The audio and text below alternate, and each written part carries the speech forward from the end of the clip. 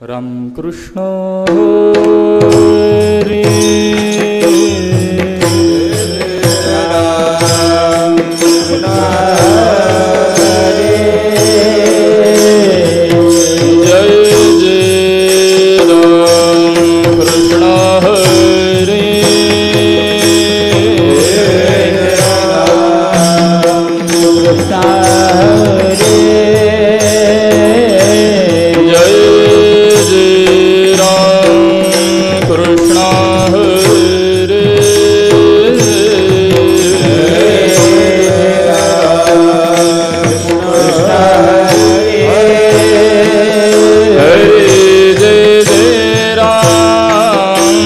कृष्ण हरे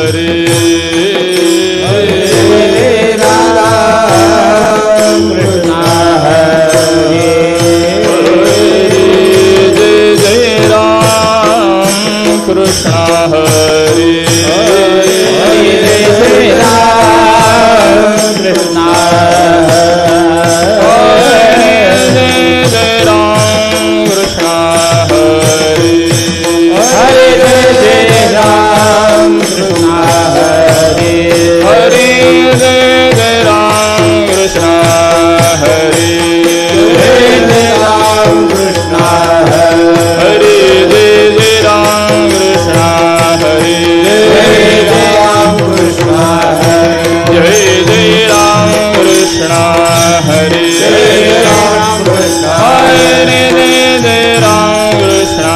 हरे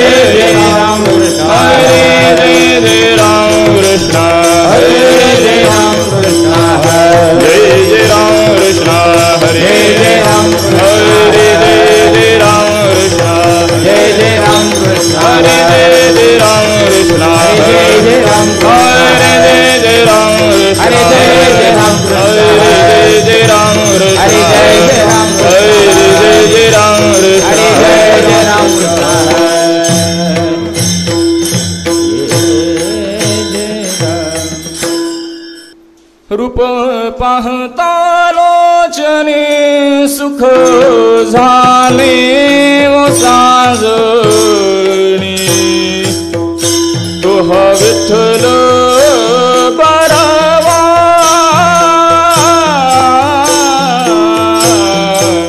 तुह माधव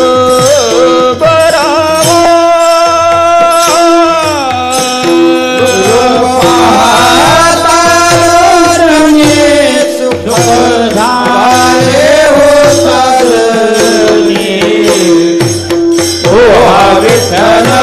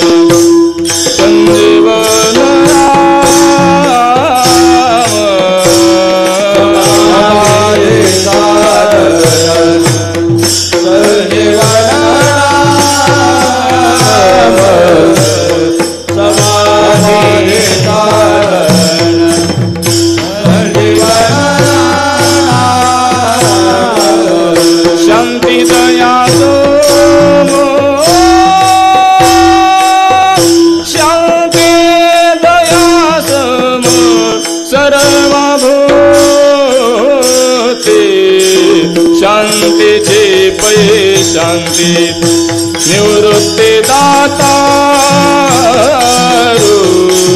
शांतीची पै शांती निवृत्ती दातारू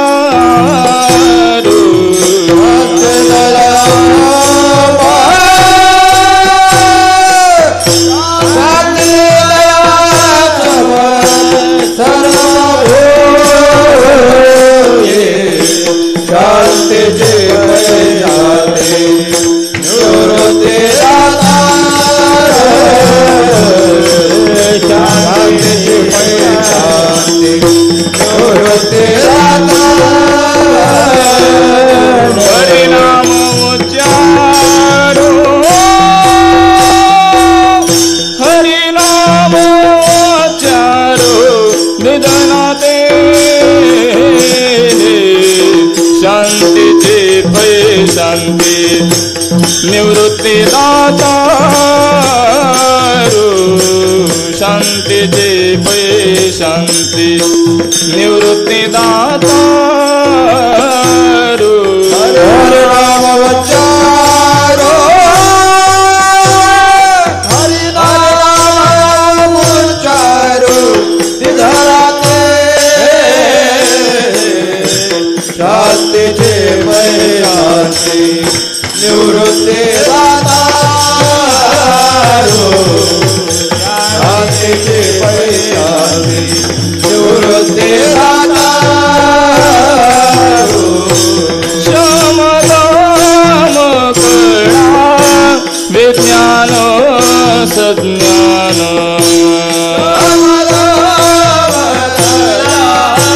विज्ञान शमदम कळा विज्ञान सज्ञान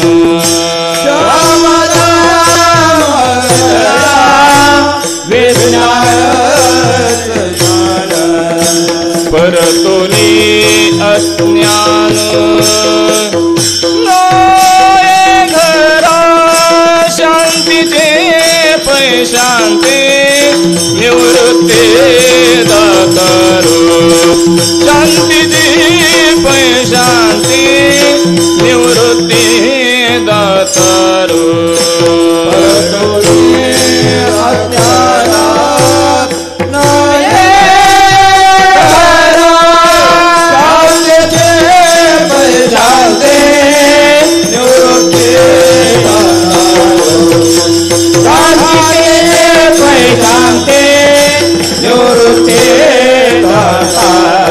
हरिनाम उच्चारो दिदलाते रे शांतीचे पै शांती निवृत्ती दातारू शांतीचे पै शांती निवृत्ती दातारू हरिनाम उच्चारो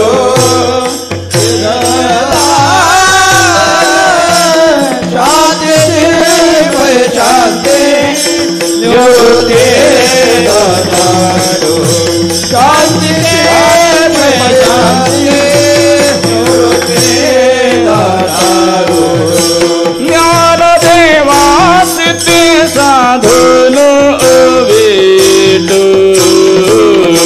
ज्ञान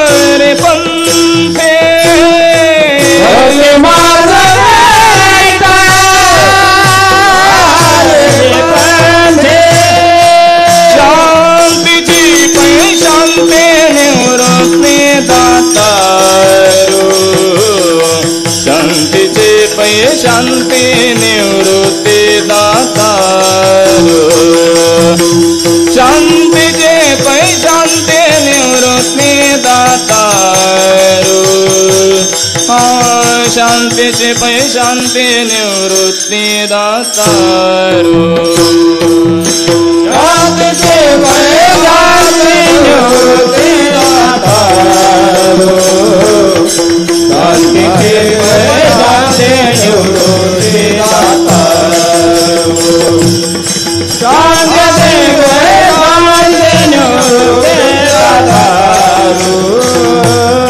शांतीचे पै शांती निवृत्ती दातारू शांती हरि नाम उच्चारू सिद्धलाते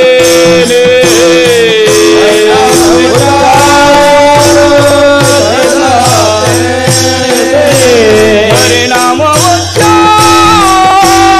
सिद्धलाते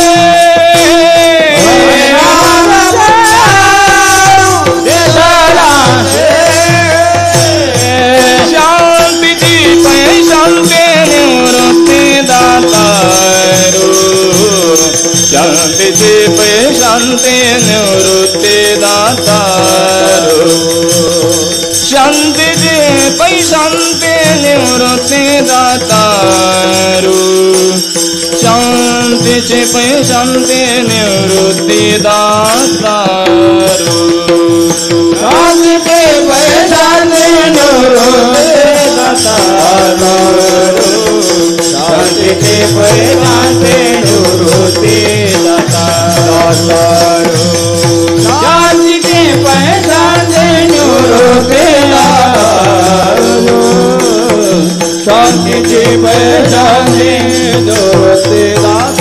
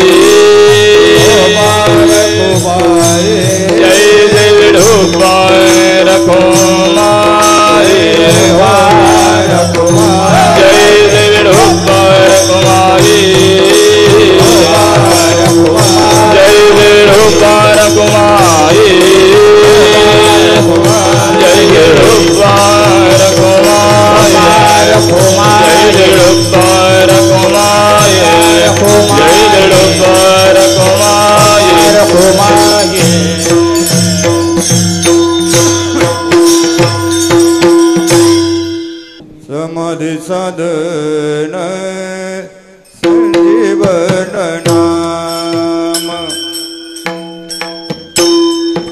समाधि साधन संजीवन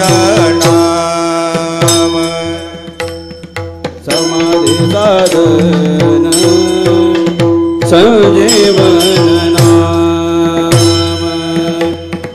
समाधि साधन संजीवन नाम समाधि साधन संजीवन नाम समाधि साधन संजीवन नाम समाधि साधन संजीवन नाम समाधि साधन संजीवन नाम समाधि साधन संजीवन नाम शांति दया क्षमा सर्वभूते शांति दया क्षमा सर्वभूते शांतीची पै शांती निवृत्ती गुमारू दातारू शांतीची पै शांती निवृत्ती दाता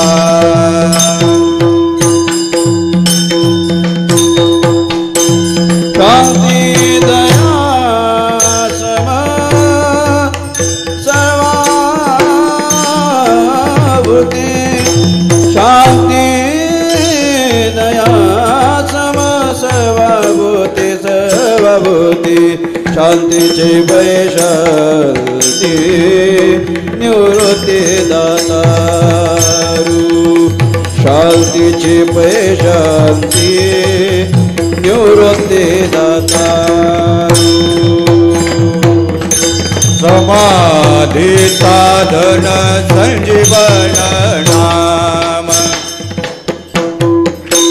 समाधी साधन संजीवन नाम समाधी साधन संजीवन नाम समाधी साधन संजीवन नाम शांती दया क्षमा सर्वभूते शांती दया सम सर्वभूते शांतीची पै शांती निवृत्ती दातारू शांतीची पै शांती निवृत्ती दातारू शांती दया सम सर्वभूते शांती दया सम सर्वभूते सर्वभूते शांतीचे शांती निवृत्ती दातारू शांतीचे शांती निवृत्ती दातारू हरे नाम उच्चारो दिधला जने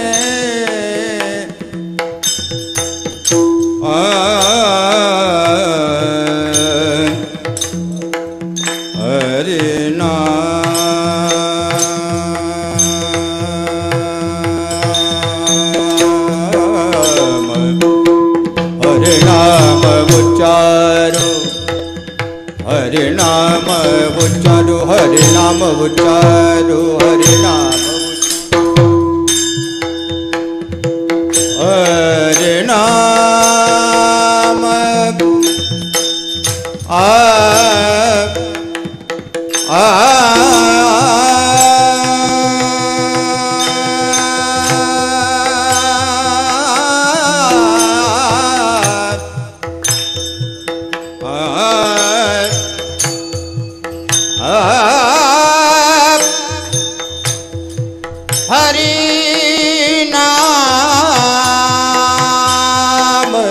हरे नाम हरे नाम हरे नाम हरे नाम हरे नाम उच्चारो हरे नाम उच्चारो हरे नाम उच्चारो दे धला जेने शांतीची पै शांती निवृत्ती दाता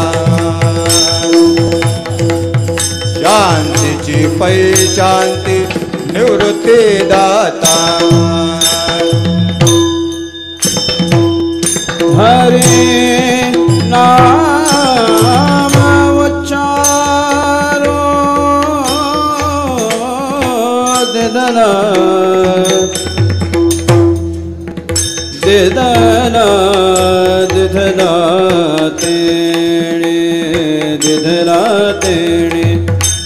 दिनला तेणे हरे नाम उच्चारो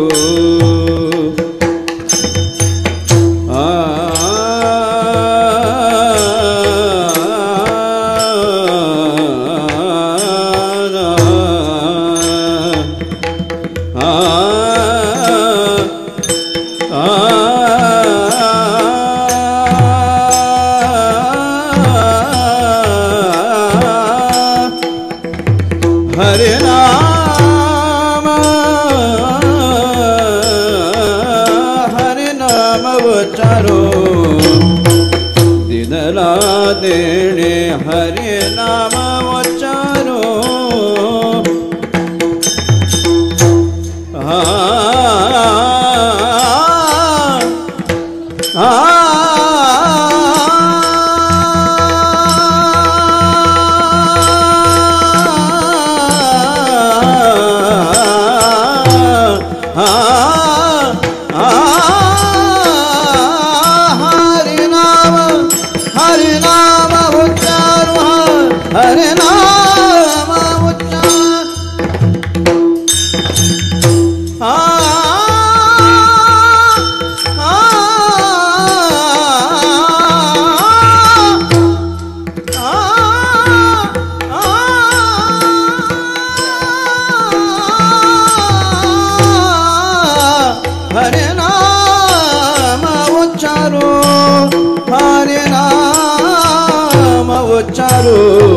हरे नाम उच्चारो दिनला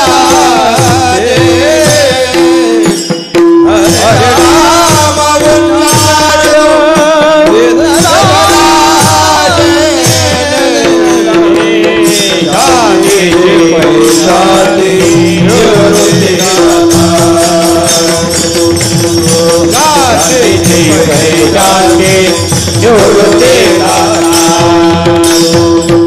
निवृत्ति दातारो निवृत्ति दातारो दातारो निवृत्ति दातारो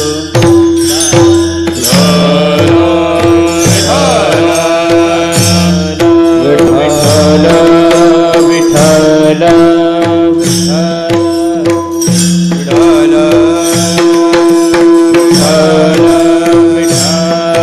विठ्ठल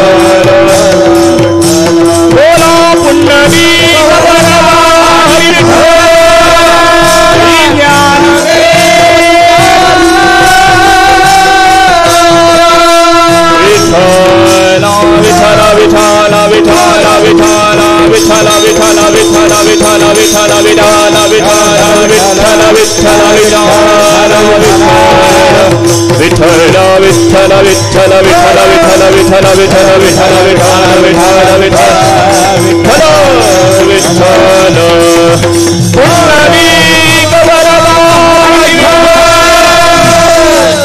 श्री ज्ञानदेव विठ्ठल विठ्ठल विठ्ठल विठ्ठल विठ्ठल विठ्ठल विठ्ठल विठ्ठल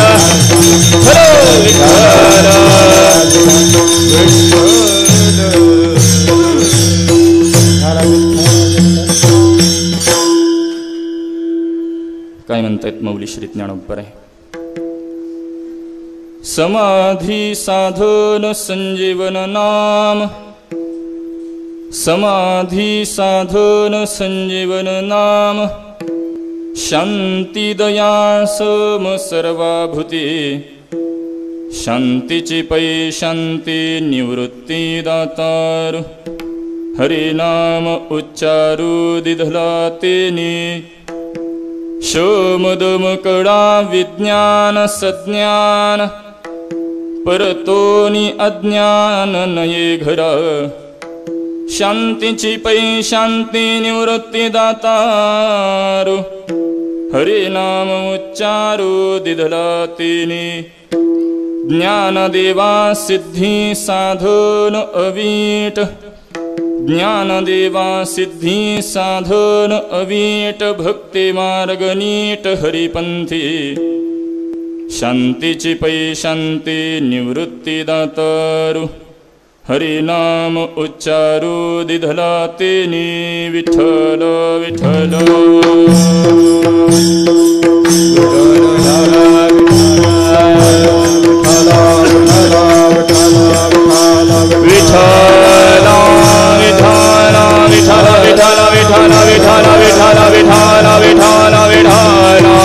विठ्ठल विठ्ठल पुंडलिक वरदाय श्री ज्ञानदेव विठ्ठल विठ्ठल. समाधी साधन संजीवन नाम, शांती दया सम सर्वाभूती, शांतीची पै शांती निवृत्ती दातार, हरि नाम उच्चारू दिधला तेनी. प्रस्तुत कीर्तनरूपी सेवेकरता प्राप्त असणार अभंग कैवल्य साम्राज्य चक्रवर्ती अलंका पौर्णिमाशी श्री ज्ञानोबरायांचा हा अभंग. आणि या अभंगाच्या माध्यमातून ज्ञानोबराय एक नामाची श्रेष्ठता, नामाची एक अलौकिकता, विलक्षणता ज्ञानोबराय या अभंगातून प्रकट करत आहे. चिंतनाला सेवेला प्रारंभ करण्यापूर्वी थोडासा परिहार देणं अगत्याचं आहे. कैवल्य साम्राज्य चक्रवर्ती मौली ज्ञानोबरायांचा 750वा अवतरण महोत्सवी वर्षातील चालू असलेला हा त्यानिमित्ताचा उत्सव. आणि त्याच पद्धतीने परमादरणीय परमश्रद्धेय प्रातस्मरणीय हरिभक्तीपरायण गुरुवर्य प्रमोद अण्णा जगताप म्हणजेच आदरणीय अण्णांच्या 61चा चालू असलेला हा उत्सव. आणि चालू असलेल्या या उत्सवातील माझ्या वाटेला आलेली ही कीर्तनरूपी सेवा, महदभाग्याने ही सेवा माझ्यासारख्या एका सर्वसामान्याकडे सोपवण्यात आलेली आहे. वास्तविक तसं पाहायला गेलं तर माझ्याकडे कोणत्याही पद्धतीची योग्यता नाही, अधिकार नाही, परंतु मौली ज्ञानोबरायांची कृपा आणि गुरुवर्य अण्णांची आज्ञा, गुरुवर्य श्री महाराजांची आज्ञा, आणि म्हणून आज मी इथं उभारलेलो आहे. वास्तविक अण्णांबद्दल बोलावं एवढाही माझ्याकडे कोणत्याही अधिकार नाही, कारण अण्णांचं जर आपण साधनेचं जरी वय पाहिलं आणि आमचं चालू असलेलं जरी वय पाहिलं तरी तुलना होत नाही. आणि म्हणून आणि तसं जर आपण संपूर्ण पत्रिका जर अभ्यासली तर सगळ्या महनीय ज्यांनी संपूर्ण आयुष्यामध्ये काही ना काहीतरी साधना केलेली आहे, तपश्चर्या केलेली आहे, त्यांच्या सेवा या उत्सवामध्ये होत आहेत. परंतु तरी देखील माझ्यासारख्या एक अज्ञानी बालकाकडे ही सेवा सोपवली. याला कारण मी ज्या परंपरेमध्ये जन्मलो त्या परंपरेचा ऋणानुबंध, आणि म्हणून अण्णांच्या आज्ञेने ही सेवा माझ्यासारख्या एका सर्वसामान्याकडे सोपवण्यात आली आहे. अण्णांकडे तसं पाहिलं तर वेगवेगळ्या गुणांनी भरलेले असे अण्णा आहेत असं म्हटलं तरी वावगं ठरत नाही. त्यांच्याबद्दल बोलता येणार नाही, परंतु ज्ञानोबराय तुकोबारायांच्या शब्दाला धरल्याशिवाय मला त्यांचं वर्णनही करता येणार नाही. अण्णांच्या वाणीबद्दल आपण जर बोलू लागलो तर ज्या पद्धतीने ज्ञानोबराय बोलतात, साच आणि मवाळ मितले आणि रसाळ शब्द जैसे कल्लोळ अमृताचे अण्णांची वाणी, अगदी ओघवती प्रासादिक वाणी आपल्याला अण्णांची पाहायला मिळते. आम्हा सर्व ही तरुण कीर्तनकारांकडे जर पाहिलं तर आज जास्तीत जास्त तरुण कीर्तनकार इथं उपस्थित आहेत. याला कारण अण्णांचं विशेष प्रेम तरुणांवर आहे. असं मी म्हणत नाही की बाकीच्यांवर नाही, परंतु विशेष प्रेम तरुणांवर आहे. आम्ही ही सगळीच तरुण मंडळी, आणि मला वाटतं आदरणीय सचिन दादा त्या दिवशी बोलून गेले. अण्णा नेहमी आता मध्यंतरी चिपळूणला सेवेकरता असताना कीर्तन सेवेनंतर अण्णा बोलत असताना आमचे सन्मित्र म्हणून हाक मारतात. वास्तविक आमचं वय आणि अण्णांचं वयात फार अंतर आहे, परंतु तरी देखील ते सन्मित्र म्हणतात, मित्र म्हणतात आणि मित्राप्रमाणे आमच्या सोबत राहतात. परंतु ही त्यांचं मोठेपण आहे. असे पूजनीय अण्णा अनेक गुणांनी, तसं पाहायला गेलं अण्णांच्या सोबत जरी आपण राहिलो तरी अनेक अनुभव आपल्याला ऐकायला मिळतात. ब्रह्मलीन वैकुंठवासी सद्गुरू श्री धुण्णा महाराज देगलूरकर यांचा अनुग्रह त्यांना प्राप्त झाला. त्यांच्या पावन सहवासामध्ये अण्णा घडले. त्याच पद्धतीने परमपूजनीय परमश्रद्धेय ब्रह्मलीन चैतन्य सद्गुरू श्री तात्यासाहेब महाराज भास्कर आबा, आपण त्यांना आदराने संबोधतो संप्रदायामध्ये. आबांचा सहवास पूजनीय अण्णांना लाभला. आळंदीमध्ये एक ज्यांचं नाव घेतल्याशिवाय आपल्याला पुढे जाता येणार नाही, परमपूजनीय परमश्रद्धेय सदानंद गुरुजी महाराज आळंदीकर यांचा सहवास अण्णांना, अशा अनेक अनेक महान महान सत्पुरुषांच्या सहवासामध्ये अण्णांचं जीवन व्यतीत झालं. ज्या पद्धतीने 24 गुरु केले भगवान दत्तात्रयांच्या बाबतीत आपण जर विचार केला तर 24 गुरु केल्यानंतर देखील सुद्धा प्रत्येकाकडून एक एक गुण घेतला. तद्वत या महान महान सत्पुरुषांच्या सहवासामध्ये राहून अनेक गुणांचा संमिश्र म्हणजे पूजनीय अण्णा. विठ्ठल विठ्ठल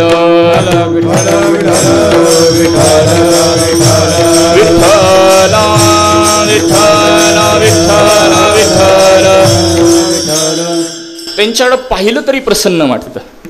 अण्णांचा टापटीपणा जर आपण पाहिला, आता आपण 8 दिवस न्याहाळता, मी अण्णांकडे पाहून एकच प्रमाण नेहमी म्हणतो, तरणा भाग्यवंत.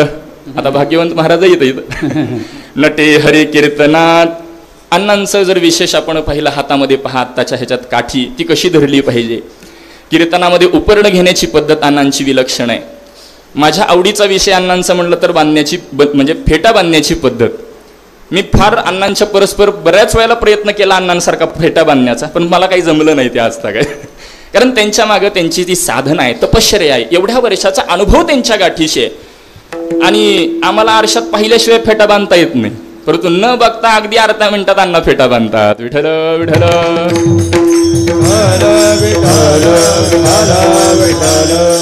त्यांच्याकडे पाहिलं की निष्ठावंत भाव, भक्ताचा स्वधर्म, या न्यायाने अण्णांचं जीवन आपल्याकडे पाहायला मिळतं. अनेक वेळेला त्यांच्या सहवासात कीर्तन सेवेचा आनंद देखील उपभोगता आला. पंढरीमध्ये काही ठिकाणी चातुर्मास चालू असताना अण्णांच्या सेवा श्रवणाकरता मिळाल्या. त्यामध्ये कीर्तनाकरता गेल्यानंतर समयसूचकता अण्णांकडनं फार पाहायला मिळते. काही वेळेला प्रसंग कीर्तनाचा वेगळा असतो आणि अभंग घेतलेला असतो तिसराच. आता हे मी इथं सांगणार नाही कारण माझा तो एवढा अधिकार नाही, परंतु अण्णांचा विचार केला तर कोणता प्रसंग आहे त्याला अनुसरून अण्णांनी अभंग घेतलेला आणि त्यावर त्याला पूरक असं चिंतन, सर्वांना पटेल रुचेल अशा भाषेमध्ये अण्णा चिंतन त्यामध्ये आपलं प्रकट करतात. याच्या पुढे जाऊन वारकरी संप्रदायाची शिस्त अण्णांच्या गाठीशी आहे, ती आम्हा सर्व तरुणांना अगदी वाखाण्याजोगी आहे. पुढे जाऊन बोलायचं झालं, पंढरपुरामध्ये एक उत्सव होता, राजकीय क्षेत्रामध्ये होता. अण्णांसोबत कीर्तनाकरता जाणं झालं. कीर्तनाकरता गेलो. अण्णांनी विना घेतल्याबरोबर सर्वांना एक सूचना केली, हा धर्म मंडप आहे, सर्वांनी पादत्राणे खाली काढून कीर्तन श्रवणाकरता बसावं. विठ्ठल विठ्ठल म्हणजे कोणत्याही क्षेत्रामध्ये गेले तरी देखील परमार्थिक शिस्त कधीही मोडायची नसते. परमार्थ आपणच जपला पाहिजे, त्याशिवाय पुढची पिढी आपली ही जपणार नाही. हा भाव अंतःकरणामध्ये अण्णा ठेवून आज तागायत आम्हा तरुणांना जवळ करत परमार्थ व्यतीत करत राहिले. आपल्या गुरूंबाबतची निष्ठा त्यांच्या अंतःकरणात एवढी मोठी असते. मला वाटत नाही एकही कीर्तन असं अण्णांचं नाही की त्यामध्ये अण्णा एक वाक्य बोलत नाहीत असं, की सद्गुरू श्री देगलूरकर महाराजांची पायकी मिरवण्यात आम्हाला स्वाभिमान आहे. विठ्ठल विठ्ठल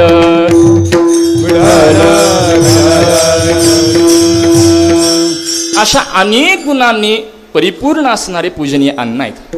आणि त्यांच्याबद्दल आता त्यांच्या समोर, ज्ञानोबरायांच्या समोर हे कीर्तन करावं, सेवा करावी, कोणत्याही पद्धतीचा अधिकार नाही. परंतु तसं जर आपण पाहिलं तर ज्ञानोबराय, मला एक थोडं सुचलेलं म्हणून बोलतो, की ज्ञानोबारायांचं हे 750वे अवतरण महोत्सवी वर्ष आहे. आणि ज्या पद्धतीने तीर्थावळीमध्ये महाराज प्रकट करतात, आपुल्या दासाचा संभ्रम सोहळा करणे लागे गोपाळा ब्रीद तुमचे. आपल्या भगवत भक्ताचा 16वावा हे भगवंताचं ब्रीद असतं महाराज.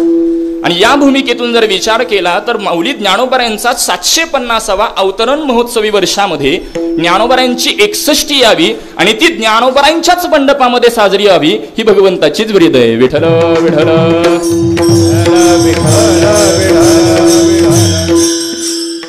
आणि त्या दासांमध्येही 2 प्रकार आहेत. हे तो नावडे जीवाचीनी पाडे. भगवान परमात्माला आपल्या प्राणासारखे काही भक्त आवडतात आणि देवा भक्त जीवाहुनी आवडते, किंवा ते हे प्राणा परोते आवडते मज निरोते. या न्यायाने विचार केला तर प्राणाहून काही भगवत भक्त प्रिय असतात.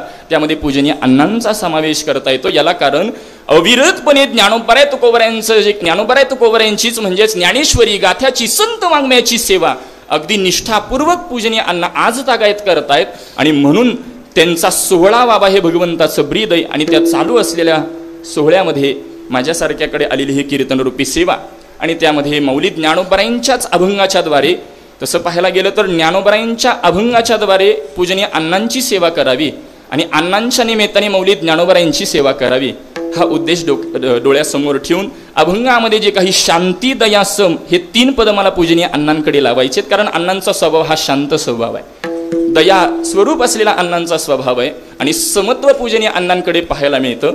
आणि तुम्हाला अनेक तरुणांना, वारकरी सांप्रदायिक तरुणांना आपल्याकडं अण्णांचं आकर्षण अण्णांबद्दल वाटतं, यात नमन नाही महाराज. ज्यांच्या गळ्यामध्ये तुळशीची माळ नाही, मात्र पूजनीय अण्णांच्या सहवासामध्ये गेल्यानंतर वारकरी पंथाची म्हणजेच तुळशीची माळ परिधान करावी आणि हे त्यांना उत्स्फूर्तपणे तरुणांना वाटू लागतं. ते त्या अण्णांच्या जवळ आल्यानंतर अण्णा त्यांना एकच सांगतात की आयुष्यामध्ये आता कलियुगामध्ये एकच साध्य तुम्हामांच्या उद्धारा करता, ते म्हणजे भगवंताचं नाम आणि त्याचा बोध करणारे हे पूजनीय अण्णा. असा संजीवन नामाचं चिंतन करावं या हेतूने अभंग निवडला. विठ्ठल विठ्ठल. चिंतनाला सेवेला प्रारंभ करण्यापूर्वी आज कीर्तना करता अनेक महनीय मंडळींची उपस्थिती आहे.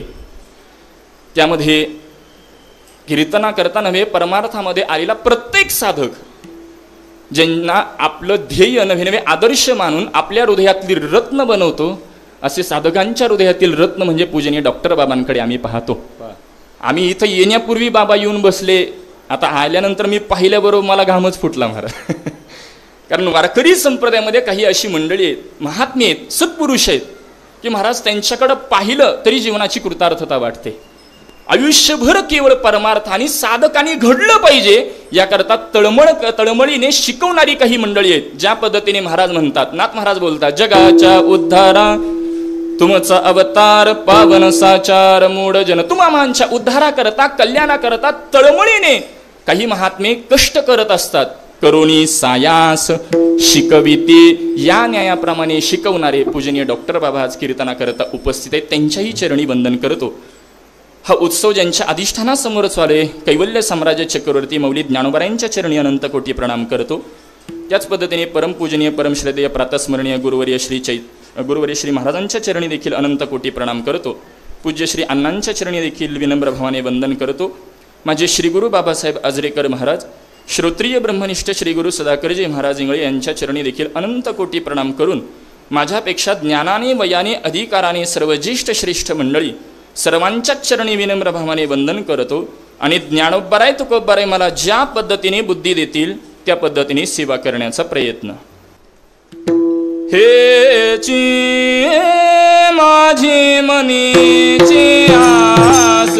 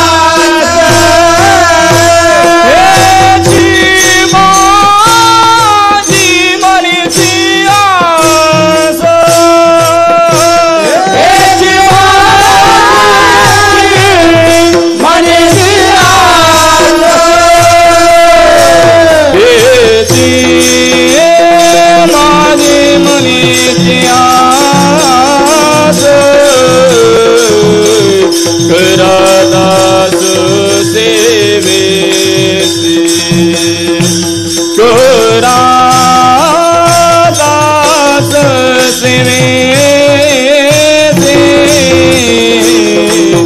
करादास सेवेचे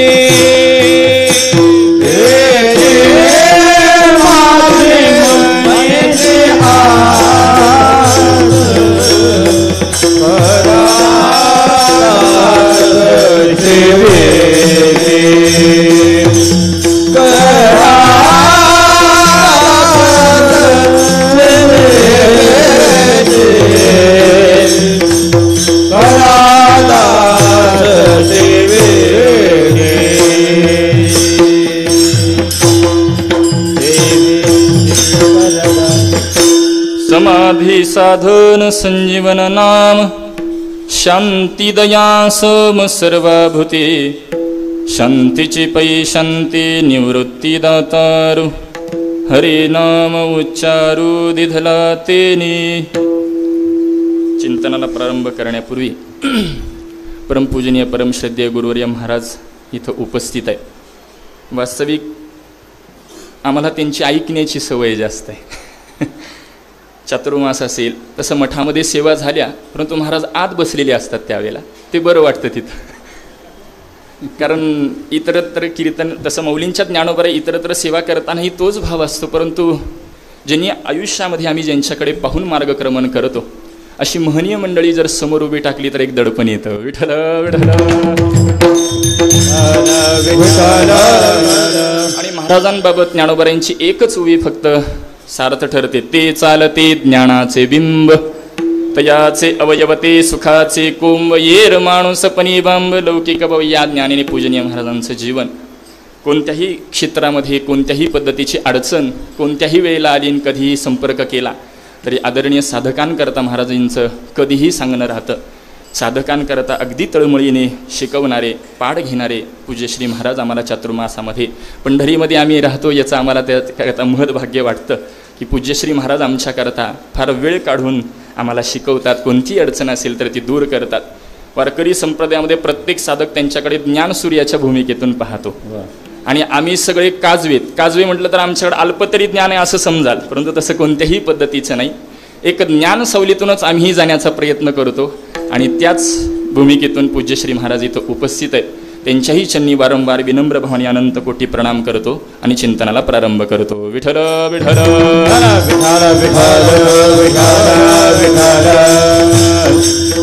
समाधी साधन संजीवन नाम शांती दया सम सर्वभूते शांतीची पै शांती निवृत्ती दातारू हरिनाम उच्चारू दिधला तेने. मौली ज्ञानोबा या अभंगाच्या माध्यमातून एक नामाची श्रेष्ठता विलक्षणता अलौकिकपणा ज्ञानोबा यातून प्रकट करतात.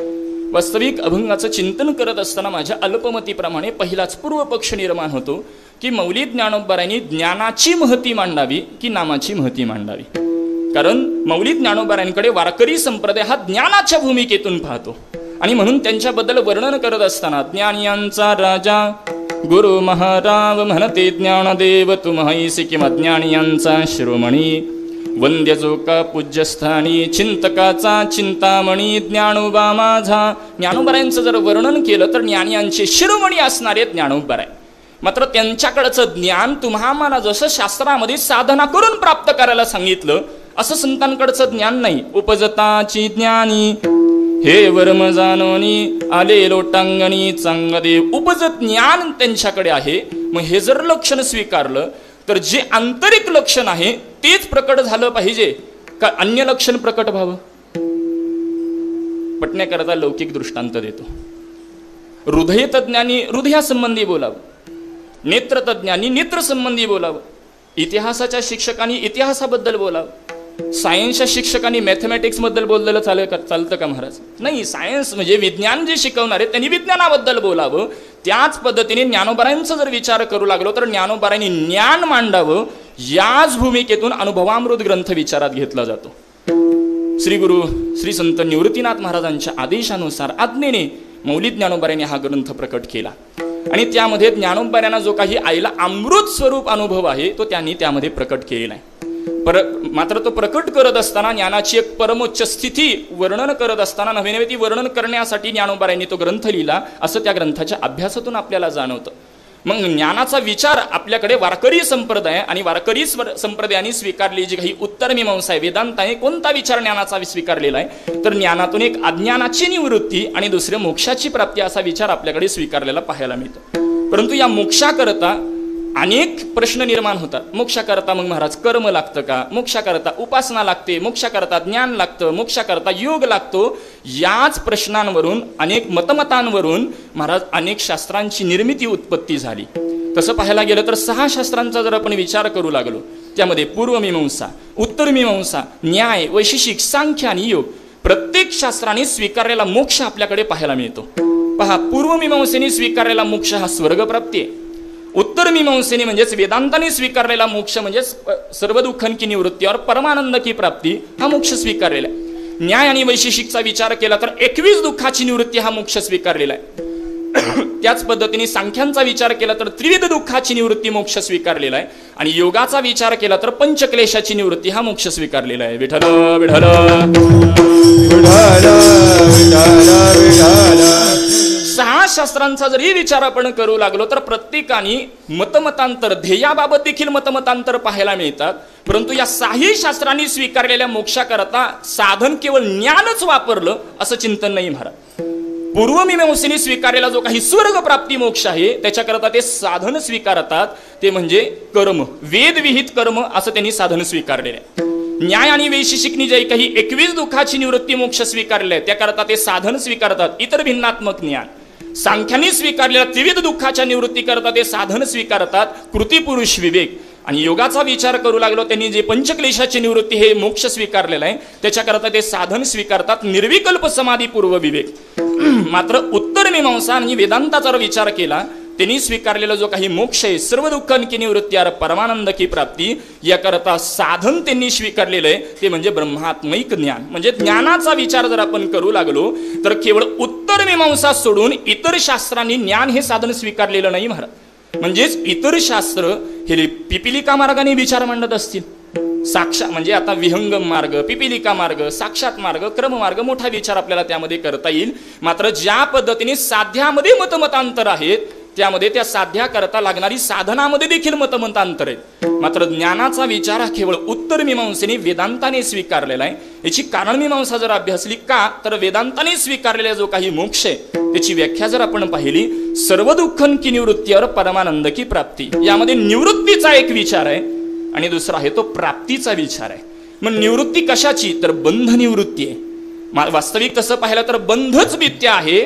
त्यामुळे ज्ञानाने नित्य निवृत्तीची निवृत्ती हा विचार वेदांताने मांडला आणि म्हणून आपल्याकडे तो विचार वेदांताने स्वीकारायला पाहायला मिळतो. वास्तविक तसं जर आपण पाहायला गेलं, पुन्हा बंध कशाला म्हणावं, तो किती प्रकारचा आहे, मिथ्या कशाला म्हणावं, मोठा विचार आहे. तसं पाहायला गेलं आपण सहजरी विचार करतो नेहमी, अहम मम इति बंधः, अहम बंधः मम बंधः, मी आणि माझं. नको त्याचा आपण माझं माझं मानून छंद घेतो, म्हणून मुक्त होता परी बळे झाला बद्ध, घेऊन या छंद माझे माझे. मुक्त होता परंतु नको त्याचं माझं माझं म्हणू लागला. थोडंसं माफी मागून बोलतो, आपलं ते आपलं म्हणतो का दुसऱ्यांचं आपलं म्हणतो आपण? नको त्याचं माझं. वास्तविक तसं जर पाहिलं तर देह तरी आपलाय का महाराज? देह तव आणिला पाचाचा उसणा, शेखी ज्याचा त्यास देणे लागे. पंचमहाभूतांपासून हा उसणा आणलेला आहे. आता यामध्ये स्थूल देह पंचीकृत पंचमहाभूतांपासून, अपंचीकृत पंचमहाभूतांपासून सूक्ष्म देह आणि कारण देह एक म्हणजेच अज्ञान या एकतत्वापासून असा विचार आपल्याला करता येईल. मात्र हा देह उसणा आणलेला आहे. पाठामध्ये गुरुजी स्मरणामध्ये आलं म्हणून बोलतो, उदाहरण देत असतात. हा देह उसणा आणलेला आहे. देहाबाबत आपण नेहमी विचार मांडतो, हा देह कसा आहे? हा देह नाशिवंत, मलमूत्रांचा बांधा किंवा नाशिवंत देह, अंतवंत इमे देहा, नित्यशोक्ता शरीरिणा, अनाशिनो प्रमेयस्य तस्माद्युध्यस्व भारत. नाशवान असलेला देह आहे, अमंगळ अपवित्र असणारा देह. आणताना अमंगळ आणला, माघारी देताना कसा द्यावा? गुरुजी त्याकरता दृष्टांत असा द्यायचे, एक गरीबाचं घर आहे आणि त्याच्या घरी श्रीमंताचे पाहुणे येतात. आता श्रीमंताचे पाहुणे आल्यानंतर साध्यातल्या साधा पाहुणचार आत्ताच्या काळातला म्हणजे चहा. प्रभाते कपदर्शनम, सकाळ सकाळी चहाचं दर्शन झाल्याशिवाय दिवसाची सुरुवात होत नाही काहींची. असो, मुद्दा एवढाच पटवून द्यायचा आहे, चहा करावा. गरीब घर असतं, घरामध्ये भांडं नाहीये, दूधही नाहीये, पत्नीची चर्चा चालू होती, काय करावं. पत्नी पतीला म्हणते तुम्ही बाहेर जावा, दुकानातून दूध घेऊन या, आणि मी जी शेजारच्या गृहिणीकडे जाते आणि तिच्याकडून भांडं घेऊन येते, आपण चहा बनवू आणि पाहुण्यांना देऊ. पतीला म्हणणं पडतं. पती दूध आणण्याकरता बाहेर गेलेला आहे. पत्नी त्याच पद्धतीने दुसऱ्या घरामध्ये शेजारच्या गृहिणीकडे जाते, हाक मारते, मला भांड्याची आवश्यकता आहे चहाच्या. असं बोलल्यानंतर ती देखील एका कामामध्ये व्यस्त असते. ती तिथूनच बोलू लागते, नुकताच आमच्याकडेही चहा झालेला होता, त्यामुळे भांडं अस्वच्छ आहे. तुला जर भांडं हवं असेल तर 1-5 मिनिटं थांब, मी येते, भांडं स्वच्छ धुते आणि मग तुला देते, तू घेऊन जा. ती म्हणते माझ्याकडे तेवढा वेळ नाही, पाहुणे बऱ्याच वेळ जाऊन येऊन बसलेले आहेत. बरं ठीक आहे म्हणते, माझ्याकडे मी अस्वच्छ घेऊन जाते, माझ्याकडे धुते आणि चहा देऊन तुला आणून देते. अशा पद्धतीने बोलते. ती अस्वच्छ भांडं तिथून घेते, घरी जाऊन स्वच्छपणे धुते, सुंदर असा चहा करते, पाहुण्यांना देते. त्याच पद्धतीने पाहुण्यांच्या गप्पा गोष्टी वगैरे होतात. गप्पा गोष्टी झाल्यानंतर पाहुणे निघून जातात. मला सांगा, पाहुणे निघून गेल्यानंतर भांडं माघारी करायचं की घर जावाई? भांडं माघारी करायचा हा साधा व्यवहार आहे, परंतु ते कसं करायचं? जसं आणलं तसं, की तसं देह आणताना अमंगळ आणला, देताना कसा द्यावा? विठ्ठल विठ्ठल.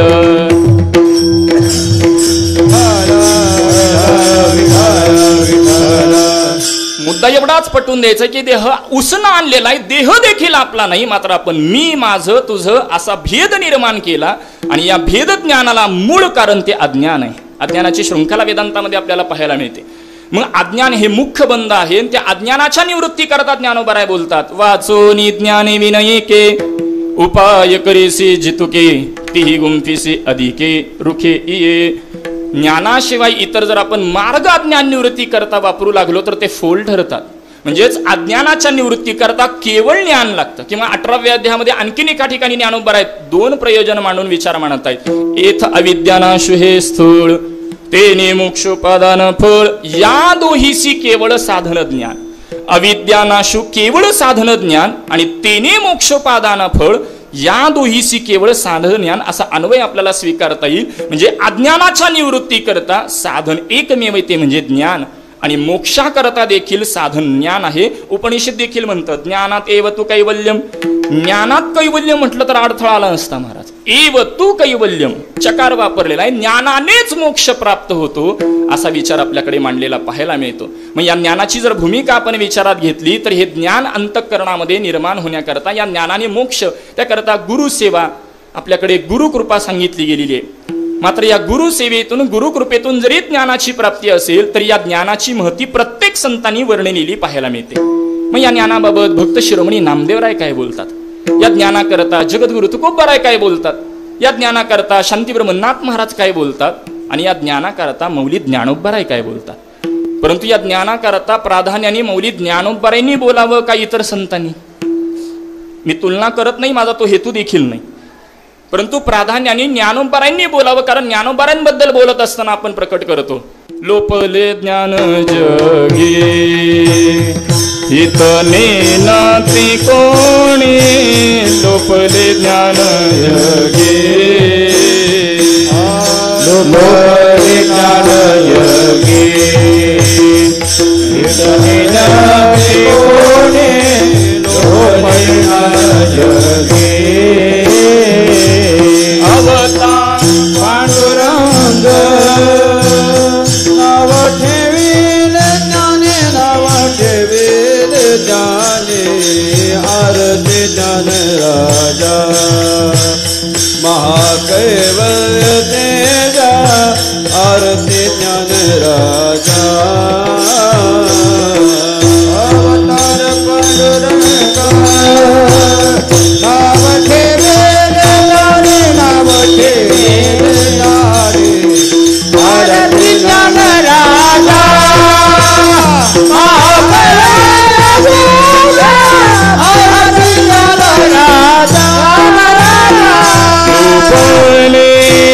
ज्ञान जगे लेणती कोणी. लोपले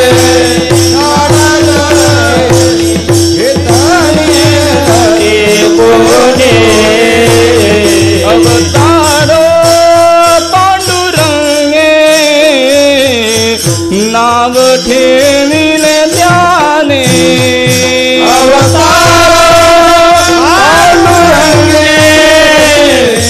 नाव ठेविले ध्याने अवतार पांडुरंगे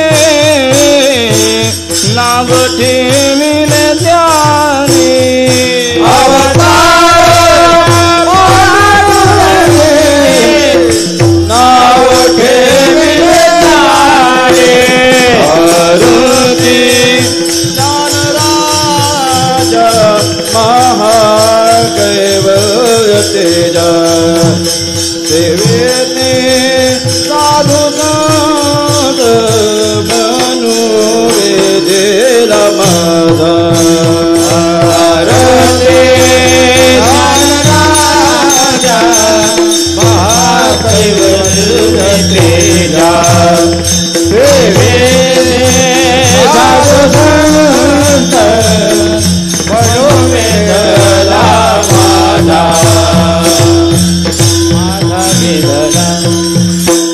लोपले ज्ञान जगी ही तनिनती कोणी किंवा निळोबऱ्या देखील वर्णन करतात जय देव जय ज्ञान सिंधू. म्हणजेच ज्ञानोबऱ्यांचं वर्णन केलं तर ज्ञानच अवतीर्ण झाला असा विचार आपण स्वीकारतो. परंतु त्याच ज्ञानोबरायांनी ज्ञानाची महती मांडण्यापेक्षा एक नामाची महती तुम्हाला समोर प्रकट केलेली अशा अनेक अभंग आपल्या समोर पाहायला मिळतात. त्याची कारण मीमांसा काय तर ज्ञानच अवतीर्ण झाला असा जरी विचार स्वीकारला तरी ज्ञानोबराय ज्ञान सांगण्याकरता इथं आलेच नाही असं म्हटलं तरी वावगं ठरणार नाही. कारण ज्ञानोबराय हे ज्ञान भक्तिप्रेमाकरता कसं साधन आहे हे सांगण्याकरता अवतीर्ण झाले. म्हणून लोपले ज्ञान जगीच्या नंतर म्हटलेलं आहे प्रकट गुह्य बोले. काय प्रकट केलं तर या भक्तिप्रेमाकरता ज्ञानी हा अधिकारी हे ज्ञानोबरायांनी प्रकट केलं. विठ्ठल विठ्ठल.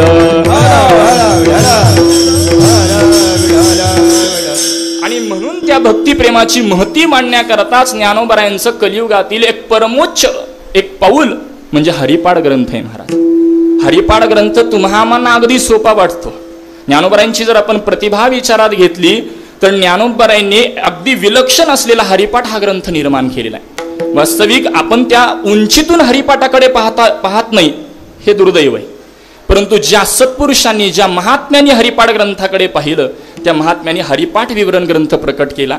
परमपूजनीय परमश्रद्धेय ब्रह्मलीन सद्गुरू श्री धुंडा महाराज मोठे महाराजांनी नाथांच्याही हरिपाठावर विवरण प्रस्तुत केलेलं आहे आणि ज्ञानोबरायांच्याही हरिपाठावर.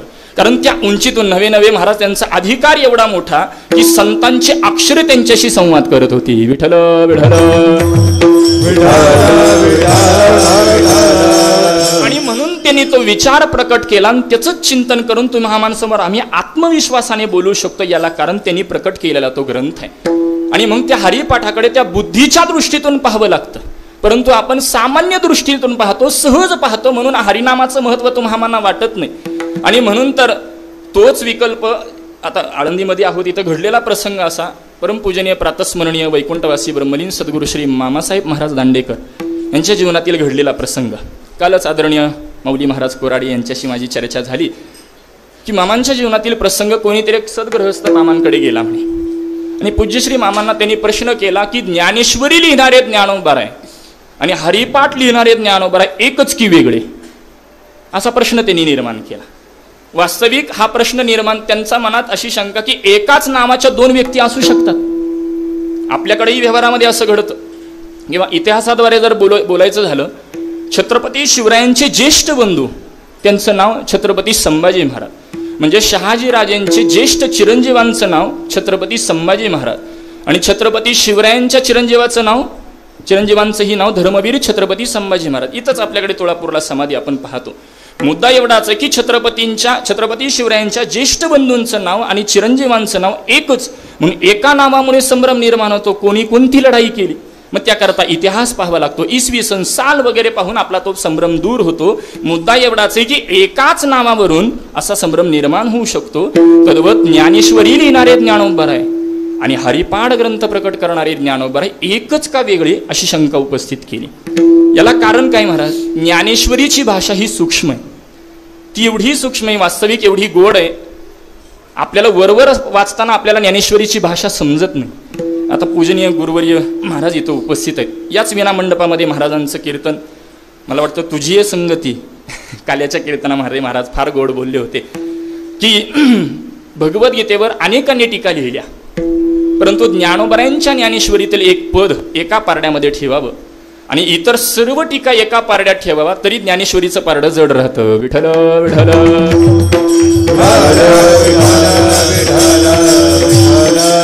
एवढी विलक्षण असणारी ज्ञानेश्वरी आहे की आपल्याला वरवर वाचू लागलो तरी आपल्याला ती समजत नाही महाराज.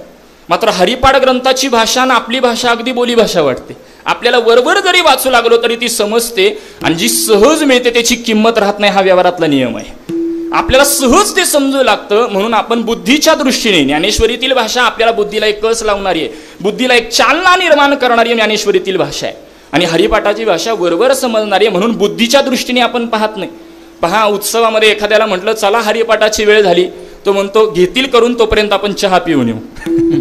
म्हणजे हरिपाठाकडे आपण सामान्य दृष्टीने पाहतो, बुद्धीच्या दृष्टीने पाहिलं पाहिजे, परंतु आपण पाहत नाही. मात्र त्याच बुद्धीचं श्रेष्ठत्व, महात्म्य मौलिक ज्ञानोबारांनी हरिपाठ ग्रंथातूनच प्रकट केलेलं आहे. बुद्धीचे वैभव अन्य नाही तुझे, बुद्धीचे वैभव अन्य नाही तुझे, बुद्धीचे वैभव अन्य नाही तुझे, बुद्धीचे वैभव अन्य नाही तुझे. एका केशवराजे सकाळाचे एका केशवराजे सकाळाचे एका केशवराजे सकाळाचे एका केशवराजे सकाळाचे हरी मुखे म्हणा, हरी मुखे म्हणा, हरी मुखे म्हणा, हरी मुखे म्हणा. एक केशवराजे सकाळचे एका केशवराजे सकाळचे एका केशवराजे सकाळचे एका केशवराजे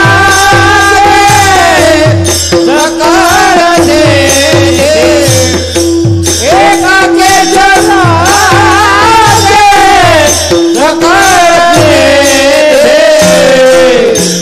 हरी मुखे म्हणा, हरी मुखे म्हणा, हरी मुखे म्हणा, हरी मुखे म्हणा. बुद्धीचे वैभव अन्य नाही तुझे, बुद्धीचे वैभव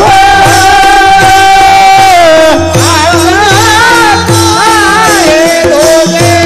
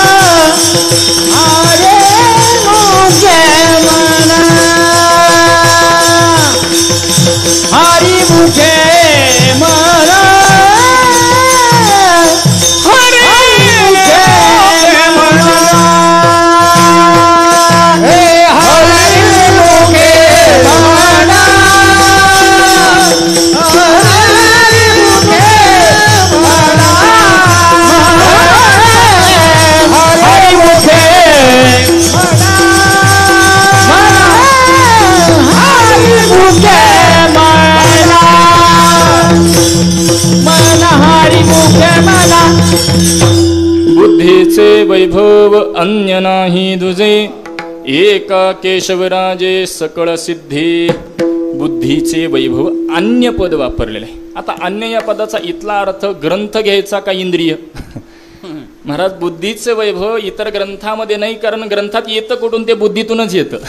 त्यामुळे बुद्धीचं वैभव, वास्तविक बुद्धीचं वैभव आपल्याकडे एवढं विशेष आहे की तुम्हाला बुद्धी दिली, परंतु बऱ्याच वेळेला प्रश्न पडतो, खरंच आपल्याला बुद्धी दिली आहे का? जाऊ दे, माझा काही तेवढा अधिकार नाही. मुद्दा एवढाच पटवून देतोय की बुद्धी तुम्हामांकडे दिलेली आहे, तुम्हामांकडे बुद्धी आहे, परंतु त्या बुद्धीने तुम्ही आम्ही हरिपाठाकडे पाहत नाही, आणि म्हणून हरिनाम तुम्हाला सहज सोपं वाटू लागतं. मग या नामाने आपल्याला काय प्राप्त करायचं आहे? नामाने सामान्य प्रयोजन नकोय महाराज, विशेष प्रयोजन हवंय. म्हणजेच आता नामाचा जर आपण विचार करू लागलो किंवा सामान्य आणि विशेषाचा विचार केला प्रयोजनाचा, लौकिक पटवून देतो. एखाद्याला जर समजा सर्दी आहे, डोकेदुखी आहे, तो MD डॉक्टरांकडे जातो का MBBS? काही मंडळी डॉक्टरांकडेही जात नाहीत महाराज, मेडिकलमधनं गोळ्या घेऊन थांबतात. म्हणजे प्रयोजन काय आहे त्याच्यावर साधनेचा विचार आहे. म्हणजे तुम्हाला काय प्राप्त करायचं आहे? तुम्हाला पुण्य प्राप्त करायचं आहे, पाप घालवायचं आहे, सत्कर्म करायचं आहे, दुष्कर्म घालवायचं आहे. पुढे जाऊन बोललं तर मलदोषाची निवृत्ती करायची, विक्षेप घालवायचा आहे, आवरण घालवायचं आहे. तुम्हाला सर्व दुःखाची निवृत्ती करायची आहे, जन्म मरणाची एरधार चुकवायची आहे, बंध घालवायचा आहे, मुख्य बंधाची निवृत्ती करायची आहे. मग महाराज याच्याकरताच म्हणजेच प्रयोजनाचा हेतू डोळ्यासमोर ठेवून साधनांचा विचार केला जातो. बघा, याच्याकरता या चिंतनाकरता अगदी पूरक चिंतन जर आपण पाहिलं, सिद्धांत असा प्रकट केलेला आहे वेदांतामध्ये, तुम्हाला मलदोषाच्या निवृत्ती करता निष्काम कर्म करा. मला सांगा, मलदोषाच्या निवृत्ती करता निष्काम कर्म करा असं वेदांतामध्ये चिंतन आहे का निष्काम कर्म केल्याने मलदोषाची निवृत्ती होते? कोणाकडून कोणाकडे जायचं? निष्काम कर्म केल्याने मलदोषाची निवृत्ती असा विचार नाही महाराज. मलदोषाच्या निवृत्ती करता निष्काम कर्म करा, कारण प्रयोजनाचा हेतू डोळ्यासमोर ठेवल्याशिवाय साधनांचा विचार करता येत नाही. म्हणून प्रयोजन मनोदिश्यन मंदोपी प्रवर्तते. कितीही मंद व्यक्ती असेल तो प्रयोजनाचा डोळ्यासमोर हेतू ठेवल्याशिवाय किंवा प्रयोजन डोळ्यासमोर ठेवल्याशिवाय कोणतीही क्रिया करत नाही. आणि म्हणून मलदोषाच्या निवृत्ती करता निष्काम कर्म करा, विक्षेप दोषाच्या निवृत्ती करता निष्काम उपासना करा, आणि आवरणाच्या निवृत्ती करता ज्ञान प्राप्त करा. मग निष्काम उपासनेचा विचार केला तर या निष्काम उपासनेने विक्षेप दोषाची निवृत्ती, तर विक्षेप म्हणजे चंचलता आहे, चित्ताची चंचलता, आणि ती कशाने जाते? निष्काम उपासनेने जाते. याच उपासनेतला एक भाग म्हणजे ध्यान आहे, एक भाग म्हणजे योग आहे. मग योगाचं प्रयोजन काय? योग चित्तवृत्ती निरोधः. योगाचं प्रयोजन म्हणजे चित्ताची एकाग्रता. मग चित्ताची एकाग्रता मात्र आपली नाही. चित्त मन किती चंचल याचं वर्णन केलेलं आहे. अर्जुनाने कबुली दिली, चंचलम हि मन कृष्णा प्रमाथे बलभद्रुडम तस्यहम निग्रहम वंदे वायुरीव सुदुष्करम. वायूपेक्षाही चंचल मन आहे. किंवा 10 गोष्टी सुभाषितकार चंचल सांगतात. मनो मधु करो मेघो मानिनी मदनो मरतो मामदो मरकटो मत्सो मकरादश चंचल. किंवा आणखीन या ठिकाणी सुभाषितकार बोलतात मरकटस्य सुरापणम. हाच भाव नाथ महाराज देखील व्यक्त करतात. मरकट रूपे चंचल मन त्यासी असत संग मदिरापान काम वृश्चिके दंशिले जान मग वर्तन यदवा तदवा. दृष्टांत दिलेला आहे. मरकट रूपे चंचल मन. मरकट माहिती आहे का? माहिती नसेल तर केवळ आरसा पाहायचा. माकड पूर्वीचाच चंचल आहे, त्यामध्ये त्याला असत संग मदिरापान. मदिरा समजते का? त्याला केवळ मद्यपेय बोलावर या गादीवर, दुसरा शब्द घेण्याचा अधिकार नाही. माकड पूर्वीचाच चंचल आहे, त्यामध्ये त्याला एखाद्याने मद्यपेय पाजलं तो किती चंचल होईल. त्यामध्ये त्याला कामवृश्चिके दंशिले जाण, त्यामध्ये त्याला एका विंचमाने दंश करावा. माकड पूर्वीचाच चंचल, त्यामध्ये त्याला एखाद्याने मद्यपेय पाजलं, त्यात त्याला एका विंचवाने दंश करावा, तो किती चंचल होईल. त्याही पेक्षा मन चंचल आहे. विठ्ठल विठ्ठल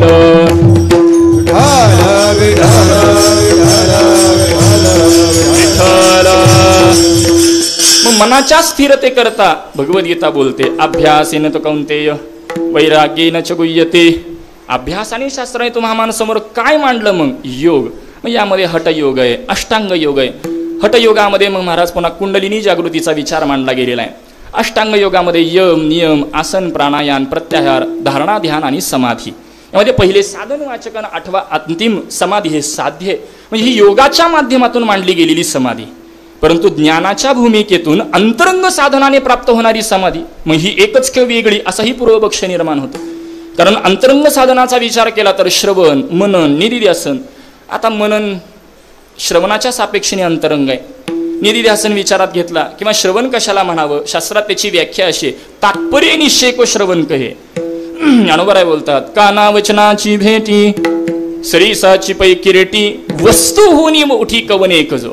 तात्पर्य निश्चय होतो याला श्रवण म्हणतात. त्या श्रवणाकरता पुन्हा श्रुती षडलिंगाचा विचार मांडला गेलेला आहे. उपक्रमोपसंहारा वभ्यासा पूर्वता फलम अर्थवादोपपत्तींच लिंगम तात्पर्य निर्णय. उपक्रम, उपसंहार, अभ्यास, अपूर्वता, फल, अर्थवाद आणि उपपत्ती हे श्रवण हे अंतरंग साधन आहे. जे श्रवण केलं ते वारंवार पठन करणं याला मनन म्हटलं जातं. आणि पुन्हा निदिध्यासन आहे. आणि या निदिध्यासन कशाला म्हणावं, अनात्माकार झालेल्या वृत्तीला आत्माकार बनवणं याला निदिध्यासन बोलतात. आणि या निदिध्यासनाचीच परिपक्व अवस्था याला समाधी बोललं गेलेलं आहे. समाधी, आता यामध्ये दोन विकल्प ज्ञानाच्या भूमिकेतून विचार करता येतात. एक सविकल्प समाधी आणि दुसरी निर्विकल्प समाधी. सविकल्प म्हणजे त्रिपुटीचं भान असणं आणि निर्विकल्प म्हणजे त्रिपुटीचं भान नसणं. निर्विकल्पात पुन्हा दोन प्रकार आहेत, अंतर्निर्विकल्प समाधी आणि बाह्य निर्विकल्प समाधी. अंतर्निर्विकल्पात पुन्हा दोन प्रकार आहेत, साक्षात्कार रूप समाधी आणि असाक्षात्कार रूप समाधी. विठ्ठल विठ्ठल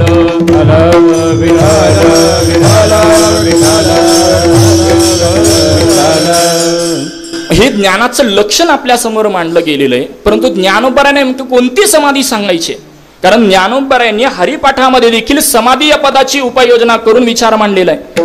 समाधी हरेचे समसुखे वीणा हो समाधी हरेचे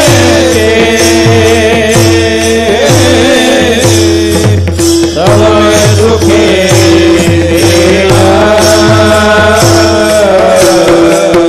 समाधी हरेचे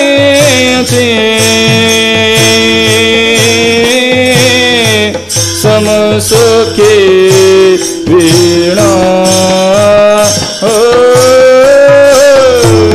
समाधी हरेचे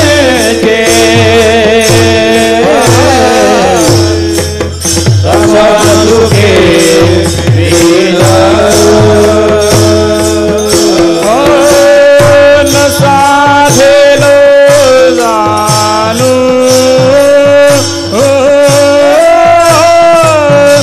साधेलो जानो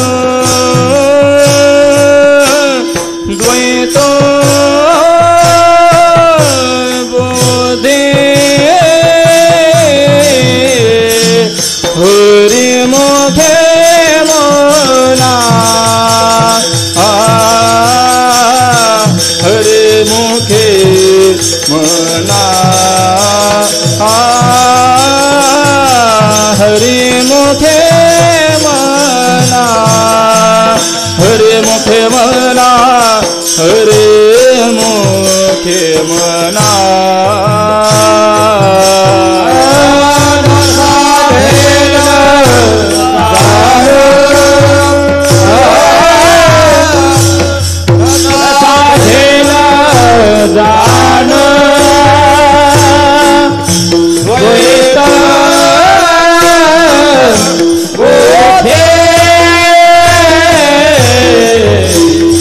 हरि मुखे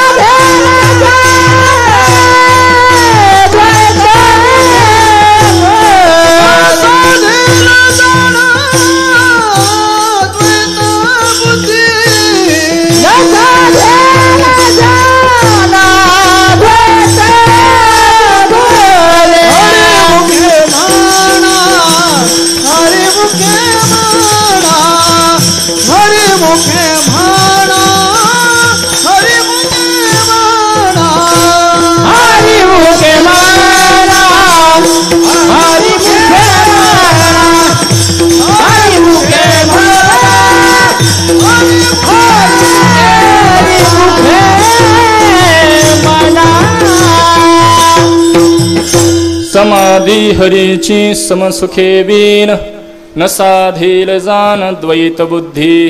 माझ्या अल्पमतेप्रमाणे या अभंगाचं चिंतन करत असताना यामध्ये 2 विकल्प करता आले. समाधी हरीची समसुखे विन, समसुख समाधी हरीशिवाय प्राप्त होत नाही आणि समसुखाशिवाय हरीची समाधी प्राप्त होत नाही. विठ्ठल विठ्ठल मग समसुख समाधी हरीशिवाय प्राप्त होत नाही. मग हरिपाठ ग्रंथामुळे इथं हरी या पदाचा अर्थ करावा लागतो, तो हरिनाम. मग महाराज समसुखाचा विचार केला तर समसुख म्हणजेच ब्रह्मसुख, ब्रह्मस्थिती. मग ब्रह्मस्थिती रूप समाधी ज्ञानोबाऱ्यांना मांडायची असं म्हटलं तरी वावगं ठरणार नाही, कारण समाधी या पदातच त्याचा अर्थ आहे. सम नाम ब्रह्म, धी नाम बुद्धी. बुद्धी ब्रह्मरूप होणं याला समाधी असं म्हणतात. मग या वृत्तीला पोचल्यानंतर पुन्हा त्यातून माघारी येता येत नाही. महाराज तू का म्हणे मग नये वृत्तीवरी सुखाचे शेजारी पहुडेन. गुरुजींनी एकदा पाठामध्ये पूर्वपक्ष केला, सुखाची शेजारी का शेजेवरी हवंय. मी आक्षेप नाही बरं, जिज्ञासीने विचार मांडतो, पटवून देतो लौकिक दृष्टांताने. आता संध्याकाळची आपली कीर्तन सेवा झाली, आपण धर्मशाळेमध्ये विश्रांती करता गेलो. विश्रांती करता गादीवर झोपता का गादीच्या शेजारी? गादीच्या वरती झोपतो. मग सुखाची शेजारी का शेजेवरी? विठ्ठल विठ्ठल.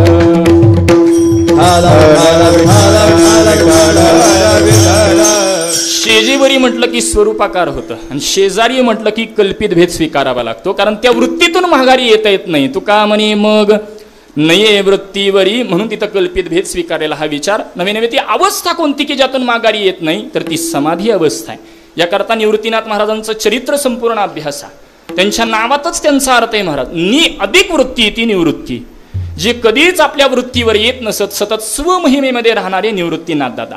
मग येणे सोसे मन झाले हव भरी, परते माघारी येत नाही. पुन्हा माघारी येत नाही. वृत्ती काय एकदा तिकडे गेली की पुन्हा येत नाही, त्या आकाराची बनते. मग त्या आकाराची बनल्यानंतर त्या स्थितीमध्ये कसलाही बदल न होऊ देता ब्रह्मरूपतेचा आनंद घेत भगवंताची भक्ती करता येते का? तर ती भक्ती कोणी केली? वारकरी संप्रदायामध्ये भक्त शिरोमणी नामदेवरायांनी ती भक्ती केलेली आहे. बघा, किंवा चरित्र बदलून मांडायचं झालं तर संत गोरोबा काकांचा विचार करता येईल. समाधीचे सुख सांडावाळुनी ऐसा या कीर्तनी ब्रह्मरस. गोरोबा काकांची जर आपण क्रिया पाहिली तर माती तुडवण्याची क्रिया चालू आहे. माती तुडवत असताना पायाखाली मूल आलं तरी त्यांचं काही त्याच्यावर लक्ष नाही.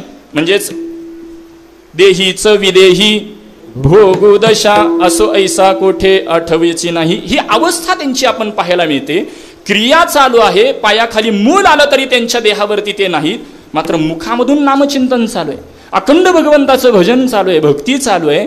म्हणजेच समाधीला देखील संजीवनपणा प्राप्त करून देणारं नाम आहे महाराज. संजीवनता इथला या पदाचा अर्थ आहे तो चलता, एक ऊर्जा. कारण एखाद्या अवस्थेमध्ये गेल्यानंतर माघारी येत नाही, मात्र त्या अवस्थेमध्ये राहून भगवंताचं भजन करायचं आहे, भक्ती करायची. आणि ती भक्ती कर्माने प्रारब्धाने नाही महाराज, कारण कर्माने प्रारब्धाने आले तर त्याला जीवनमुक्त म्हणणार आहे. त्यामुळे ती भक्ती सेवेमध्ये त्याला ती चलता पाहिजे, भजनामध्ये पाहिजे. आणि ही भजनातील भक्तीतील सेवेतील चलता अनुभवण्यासाठीच मौली ज्ञानोबारायांनी भक्त शिरोमणी नामदेवरायांना तीर्थयात्रेला नेलं.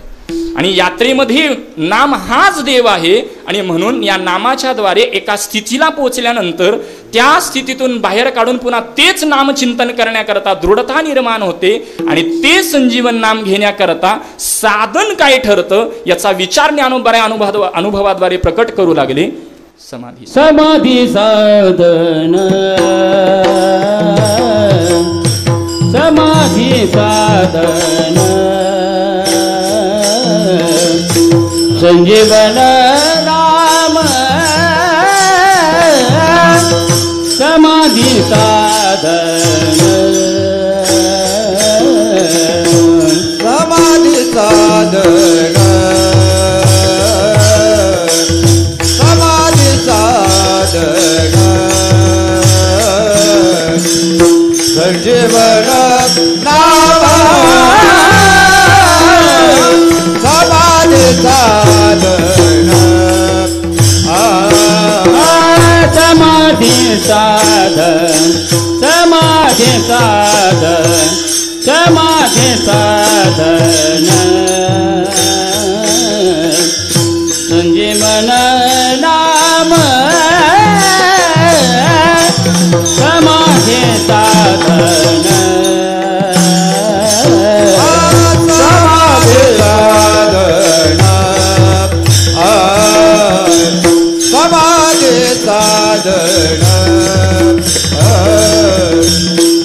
जीवन नाम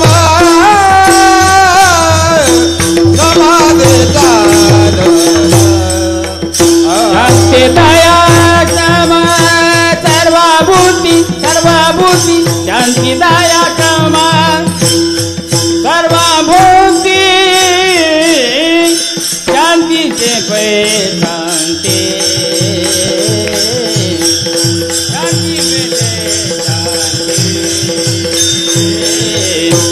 निवृत्ती दातारो शांतीचे पै शांती दया सम सर्वभूती शांती दया सम सर्वभूती शांती शांती शांती शांती निवृत्ती दातारो शांतीचे पै शांती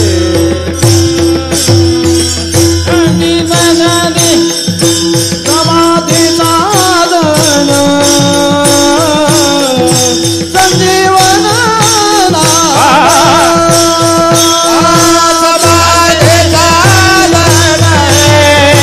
समाधी संजीवन नाम समाधी साधन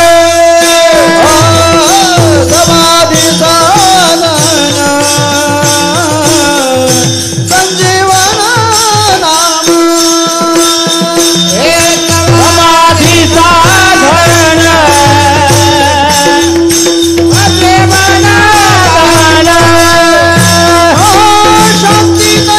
सम सर्वभूती शांती दया सम सर्वभूती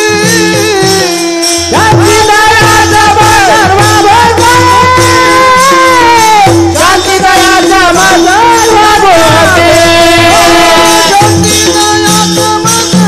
सर्वभूती शांती दया सम सर्वभूती शांती दया सम सर्वभूती शांती दया सम सर्वभूती शांती दया सम सर्वभूती शांती दया सम सर्वभूती शांतीची पै शांती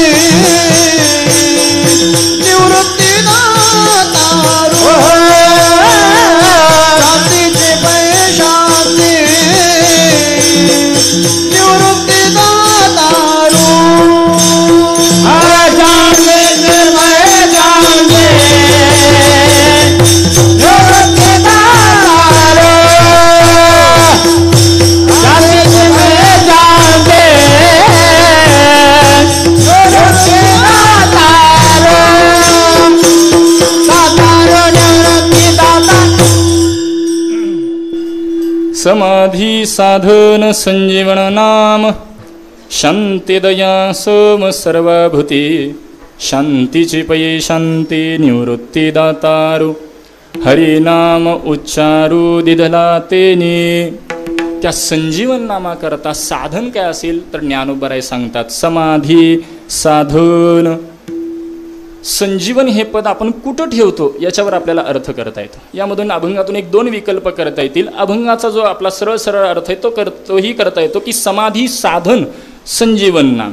मात्र संजीवन समाधी साधन नाम असाही आपल्याला विचार पाहता येईल. कारण संजीवन या पद आपण कुठं ठेवतो या भूमिकेतूनच हरिपाठातील 27वा अभंग आणि अंतिमचं चरण. ज्ञानदेवा प्रमाण निवृत्ती देवी ज्ञान समाधी संजीवन हरिपाठ. समाधीच्या जर आधी संजीवन पद आलं तर संजीवन समाधी आपण बोलतो. परंतु तेच संजीवन पद जर समाधीच्या नंतर आलं तर समाधी संजीवन हरिपाठ म्हणजे समाधीला देखील संजीवनपणा आणून देणारं हरिपाठ म्हणजे हरिनाम आहे. विठ्ठल विठ्ठल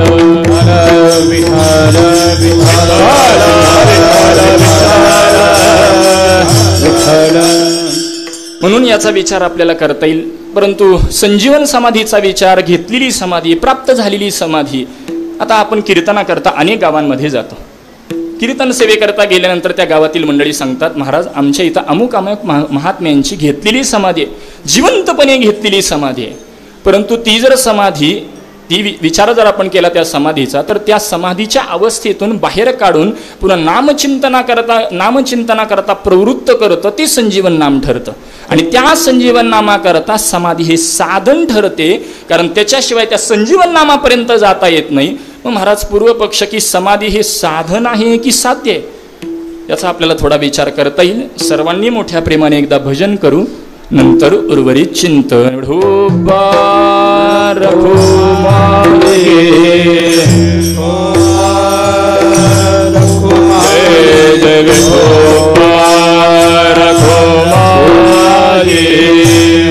तळी वाजवा, भजन करा.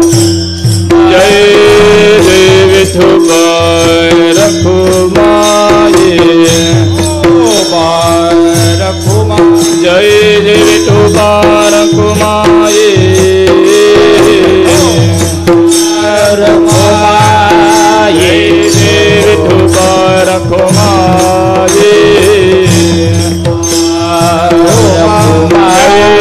विठोबा रखुमाये, जय विठोबा रखुमाये,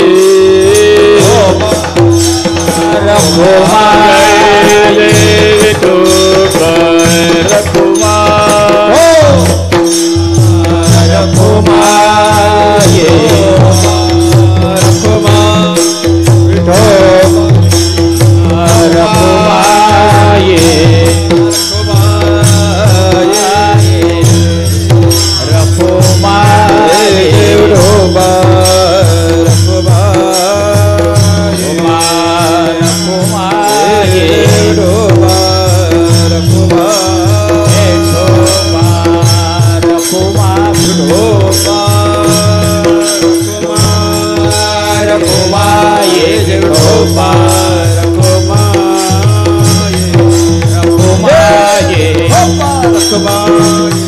विठोबा रखुमाये,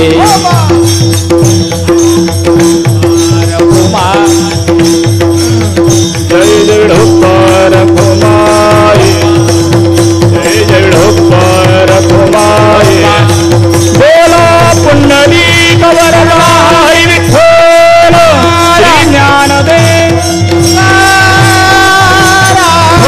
रघुमाये, रघुमाये,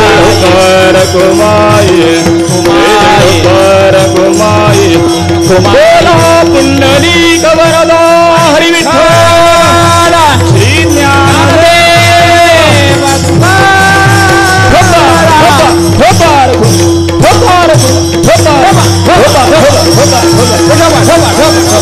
पुंडली कवरला हरि विठ्ठल श्री ज्ञानदेव.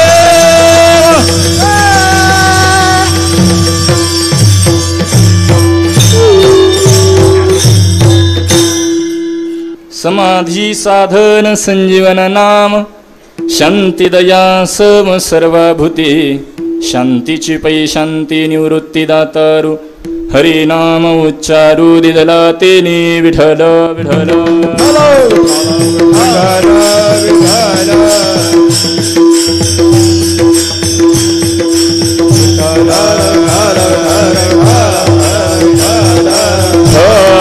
विठ्ठल समाधी साधन संजीवन नाम, शांती दया सम सर्वभूती. यामध्ये या अभंगाचं चिंतन करत असताना अभंगामध्ये प्रवेश केल्यानंतर पूर्वपक्ष निर्माण केला होता की समाधी हे साधन आहे की साध्य आहे, आपण कुठून पाहतो याच्यावर आहे. ज्या पद्धतीने आपल्याकडे बहिरंग साधन अंतरंग साधनांचा विचार मांडला गेलेला आहे. आता अंतरंग साधनाचा विचार करत असताना विवेक, वैराग्य, शमधी, षटसंपत्ती आणि मुमुक्षुता असा विचार केलेला आहे. परंतु ही अंतरंग साधन कोणाच्या सापेक्षाने, तर तीर्थयात्रा, दान, धर्म, यज्ञ या भूमिकेतून विवेक, वैराग्य, शमधी, षटसंपत्ती, मुमुक्षुता हे अंतरंग आहेत. मात्र श्रवण, मनन, निधी ध्यासांच्या भूमिकेतून विवेक, वैराग्य हे बहिरंग आहेत. म्हणजे आपण कुठून पाहतो याच्यावर आहे. किंवा पटण्याकरता लौकिक बोलायचं झालं, चालू वीणा मंडपामध्ये मला वाटतं ही दिशा पूर्व दिशा आहे, पूर्व, पश्चिम, दक्षिण आणि उत्तर. मला सांगा माईक कोणत्या दिशेला आहे? पूर्वेची मंडळी म्हणणार आहेत पश्चिमेकडे, पश्चिमेची म्हणणार आहेत पूर्वेकडे, दक्षिणेची म्हणणार आहेत उत्तरेकडे, उत्तरेची म्हणणार आहेत दक्षिणेकडे. मी ठामपणे सांगणारे माईक दक्षिणेकडे, कारण ते माझं मत आहे. तद्वत समाधी हे साध्य नाही का? साध्य आहेच, पण कोणाच्या दृष्टीने? समाधी हे साध्य आहे, परंतु ती योगाच्या दृष्टीने आहे. समाधी ही साध्य आहे, ही ज्ञानाच्या दृष्टीने, मात्र नामाच्या दृष्टीने साधन आहे. विठ्ठल विठ्ठल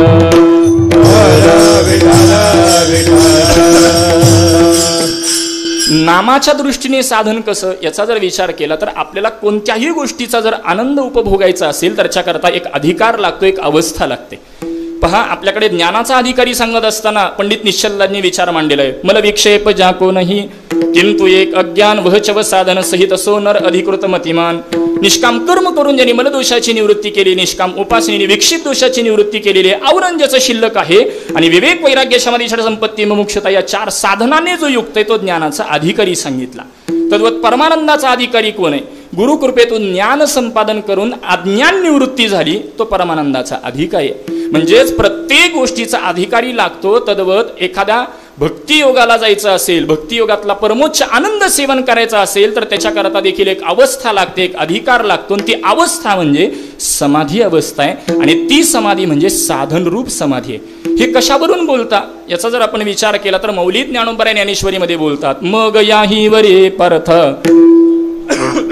माझिया भजनी आस्था तया ते मी माथा मुकुट करी. मग याही वरी पार्था. मग म्हणजे केव्हा? एखाद्याला म्हटलं आपण चला हो कीर्तनाला येत नाही का? तो म्हणतो जेवण झाल्यानंतर मग मी कीर्तनाला येतो. म्हणजे आधी विषय आहे. तद्वत मग याही वरी पार्था म्हणजे केव्हा? त्या अवस्थेला पोचल्यानंतर माझी या भजनी आस्था. पण केव्हा? म्हणजेच मग याजी वरी या पदालाही अत्यंत मोल आहे. म्हणजेच त्या अवस्थेला पोचल्यानंतर जो माझ्या भजनावरती, भक्तीमध्ये, सेवेमध्ये जो आस्था ठेवतो, तया ते मी माथा मुकुट करी. भगवान परमात्मा त्या भगवत भक्ताला आपल्या मस्तकावरती मुकुट म्हणून विराजमान करतो. भगवंताला सोन्याचा मुकुट, चांदीचा मुकुट प्रिय नाही महाराज. भगवत भक्ताला भगवंताना आपल्या मस्तकावरती विराजमान मुकुट म्हणून करणं हे अत्यंत प्रीतीचं ठरतं. तो आनंद वैकुंठात मिळत नाही. म्हणून वैकुंठ सोडोनी संत सदने राहिला, तो इथं याला कारणच तो आनंद मिळत नाही. मग महाराज हे तुम्ही कशावरून सांगता? ती अवस्था, आणि त्या अवस्थेतून नामाचं चिंतन तुम्ही बोलताय. याकरता तुकोबाराय स्वतःचा अनुभव व्यक्त करतात. माझी मज झाली अनावरवाच्या, माझी मज झाली अनावरवाच्या, माझी मज झाली अनावरवाच्या, माझी मज झाली अनावरवाच्या, माझी मज झाली अनावरवाच्या.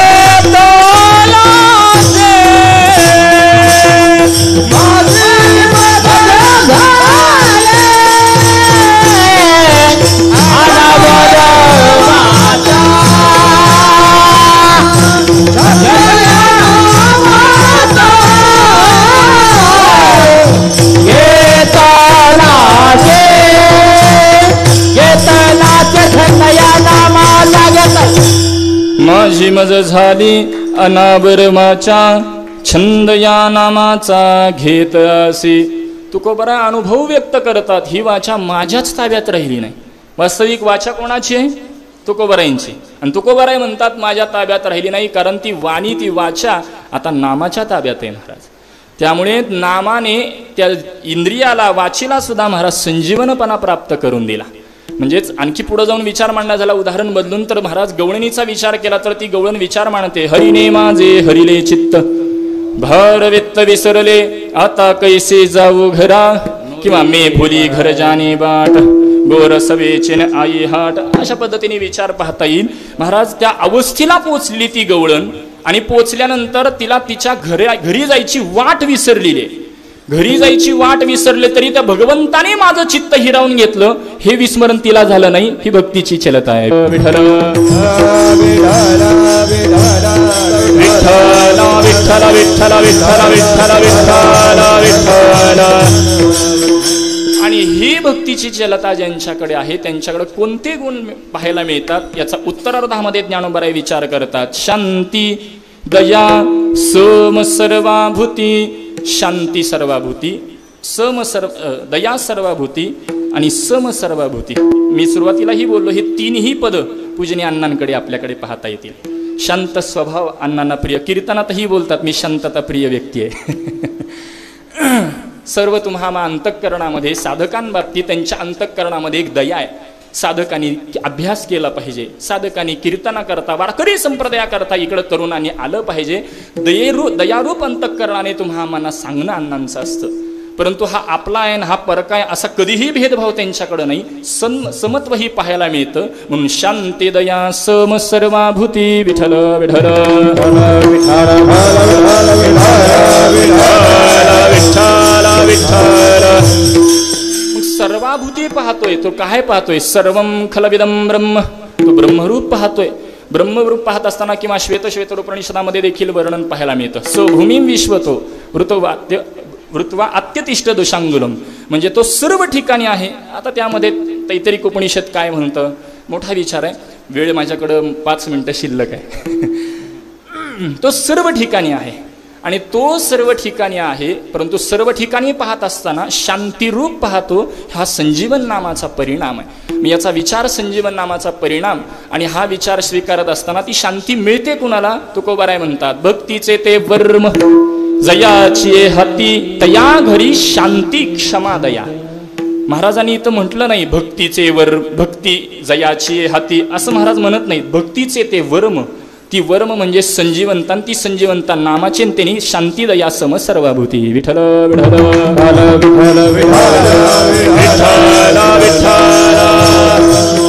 महाराज एकदा का ती शांती प्राप्त झाली की ज्ञानोबराय पुढे जाऊन बोलतात, शांतीची पै शांती निवृत्ती दतरू. महाराज शांती आणि शांतीची पै शांतीतला फरक काय? तर ब्रह्मरूपतेची शांती आहेच, परंतु संजीवन नामाने प्राप्त होणारी ती शांतीची पै शांती आहे. आणि ती कशाने प्राप्त होते? निवृत्तीनाथ महाराज बोध करतात, हरिनाम उच्चारू दिधला तेने. मग तिथपर्यंत येण्याकरता प्रक्रिया काय? शमदम कळा विज्ञान सज्ञान परतोनी अज्ञान नये घरा. शम मनोनिग्रह, इंद्रिय निग्रह आणि आत्मज्ञानासहित विज्ञान. आता विज्ञानाचा काही मंडळी अर्थ करतात चिदविलास, काही निसर्गाला दिलेला आकार असा अर्थ केलेला पाहायला मिळतो. यात 4 लक्षणंही पाहायला मिळतात. अधिक ज्ञान, विशेष ज्ञान 1, विपरीत ज्ञान 2, विपरीताचं विशेष ज्ञान 3, विपरीताचं विशेषाचं विपरीत ज्ञान 4. विठ्ठल विठ्ठल. त्या विज्ञानासहित आत्मज्ञानाने एकदा का ते अज्ञान गेलं, म्हणजेच कार्यासहित का कारणाची निवृत्ती झाली की ते पुन्हा अज्ञान माघारी परतोनी येत नाही असा विचार मांडला. आणि एकदा का अज्ञानाची निवृत्ती झाली, अज्ञानाची निवृत्ती झाली की प्राप्त झालेली जी अवस्था आहे ती भक्ती मार्गाकरता, आविड भक्ती मार्गाकरता कशी साधनरूप ठरते याचा विचार मौली ज्ञानोबरायांनी प्रकट केला. ज्ञानदेवा सिद्धी. ज्ञानदेवा सिद्धी साधन अवीट, साधन अवीट. ज्ञानदेव सिद्धी साधन अवीट, साधन अवीट ज्ञानदेव साधन भेट साधन अभीट ज्ञानदेवाचे थे साधन भेट साधन अभीट भक्ती मार्ग नीट हरे पाथे भक्ती मार्ग नीट हरे पाथे भक्ती मार्ग नेट हरि माझी भक्ती मार्ग नेट हरि माझी भक्ती मार्ग नीट हरे पाथे भक्ती मार्ग नीट हरे पाथे भक्ती मार्ग नेट हरे पंथी भक्ती मार्ग नेट हरे पंथे शांतीची पैशांती निवृत्ती दातारू निवृत्ती दातारू शांतीची पैशांती निवृत्ती दातारू निवृत्ती दातारू शांतीची पैशांते निवृत्ती दातारू निवृत्ती दातारू शांतीची पैशांते निवृत्ती दातारू निवृत्ती दातारू ज्ञानदेवाचे ते साधन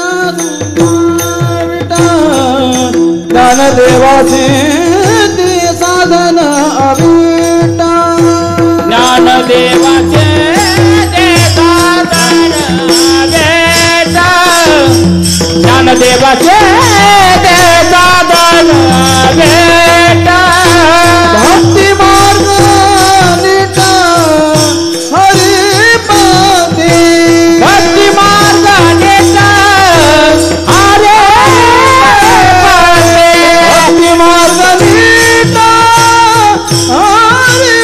पाथे भक्ती मार्ग नेट हरे पाथे शांतीची पैशांती निवृत्ती दातारू शांतीची पैशांती निवृत्ती दातारू शांतीची पैशांती निवृत्ती दातारू शांतीची पैशांती निवृत्ती दातारू हरिनाम उच्चारू धनाते हरिनाम उच्चारू धनाते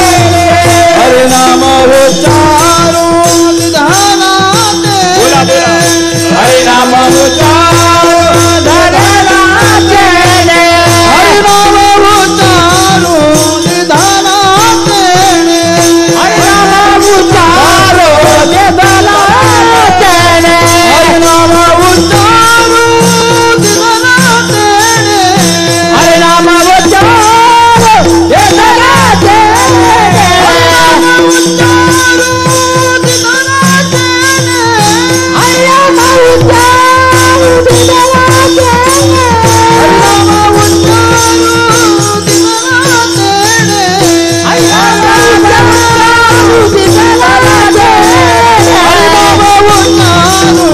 धनाते हरिनाम उच्चारो धनाते शांतीची पैशांती निवृत्ती दातारू शांतीची पैशांती निवृत्ती दातारू शांतीची पैशांती निवृत्ती दातारू शांतीची पैशांती निवृत्ती दातारू दातारू दातारू ज्ञानदेवा सिद्धी साधन अवीट भक्ती मार्ग नीट हरिपंथी शांतीची पै शांती निवृत्ती दातारू हरिनाम उच्चारू धिजला तेने. मौली ज्ञानोबराय त्या भक्ती मार्गाकरता साधन काय ठरत असेल तर ती सिद्धी या पदाचा इथला अर्थ समाधीच असा घ्यावा लागतो.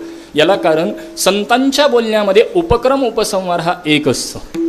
ज्या अर्थी प्रथमच्या चरणामध्ये समाधी साधन असं बोलतात आणि अंतिमच्या चरणामध्ये ज्ञानदेवा सिद्धी साधन म्हणजे समाधीरूप सिद्धी ही साधन आहे. ते कशा करता? भक्ती मार्ग नीट हरिपंथी. भक्ती मार्गाकरता ती अत्यंत साधन ठरते आणि तिथपर्यंत जाण्याकरता त्या समाधी अवस्थेतून आपण बाहेर येण्याकरता ते नामच पूरक ठरतं. असा या नामाचा महिमा विलक्षणता ज्ञानोबरायांनी या अभंगातून प्रकट केलेला आहे. झालेली सेवा मौली ज्ञानोबरायांच्या चरणी, जगद्गुरु तुकोबरायांच्या चरणी, गुरुवर्य श्री महाराजांच्या चरणी, पूज्य श्री गुरुवर्य अण्णांच्या चरणी, परमपूजनीय डॉक्टर बाबांच्या चरणी अनंत कोटी प्रणाम करून ही सेवा त्यांच्या चरणी मी समर्पित करतो.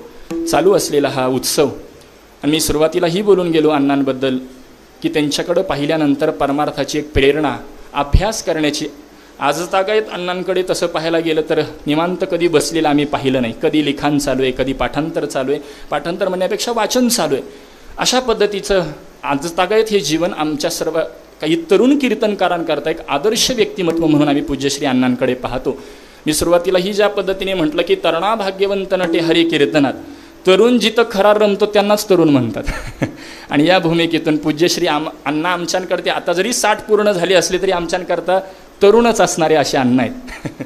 मी सुरुवातीला बोलून गेलो, त्यांच्याकडं पाहिलं की मी बऱ्याच वेळेला प्रयत्न केला अण्णांसारखा फेटा बांधण्याचा. परंतु त्यांच्यासारखा काही फेटा मला आजतागायत काही जमलेला नाही. माझ्या सर्वात आवडीचा म्हणजे अण्णांचा फेटा आहे. त्यांचं पूर्णच राहणीमान, त्यांच्या शर्टचे बटन सुद्धा पहा.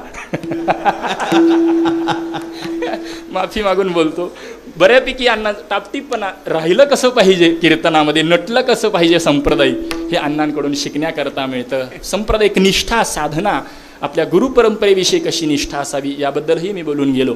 अशा सर्वच गुणांनी मी ज्या महात्म्यांचं आमचं दुर्दैव आहे की आम्हाला त्यांना पाहता आलं नाही. ब्रह्मलीन सद्गुरू श्री धोंडा महाराज असतील, मोठे महाराज, चैतन्य सद्गुरू श्री तात्यासाहेब महाराज असतील, ब्रह्मलीन सद्गुरू श्री सदानंद गुरुजी महाराज असतील, असे महान महान महात्म्यांची संगती सहवास पूज्यश्री अण्णांना लाभला.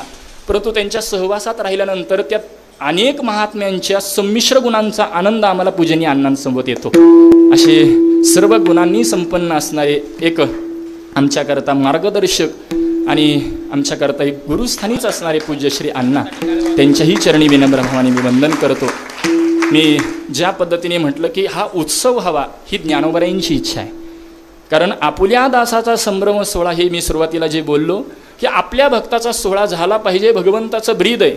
परंतु तो सोहळा ज्ञानोबरायांच्या 750व्या अवतरण महोत्सवी वर्षात, आणि तो ही ज्ञानोबरायांच्याच समोर झाला पाहिजे, ही ज्ञानोबरायांचीच इच्छा आहे. आणि म्हणून ज्ञानोबरायांच्या कृपेने तो उत्सव संपन्न होतोय.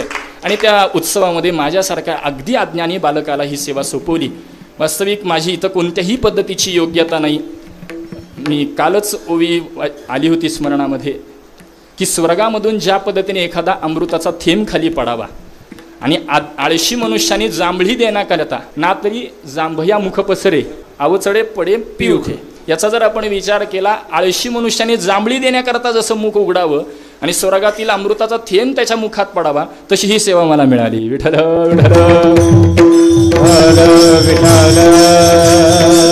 वास्तविक कोणत्याही पद्धतीच्या योग्यता नाही.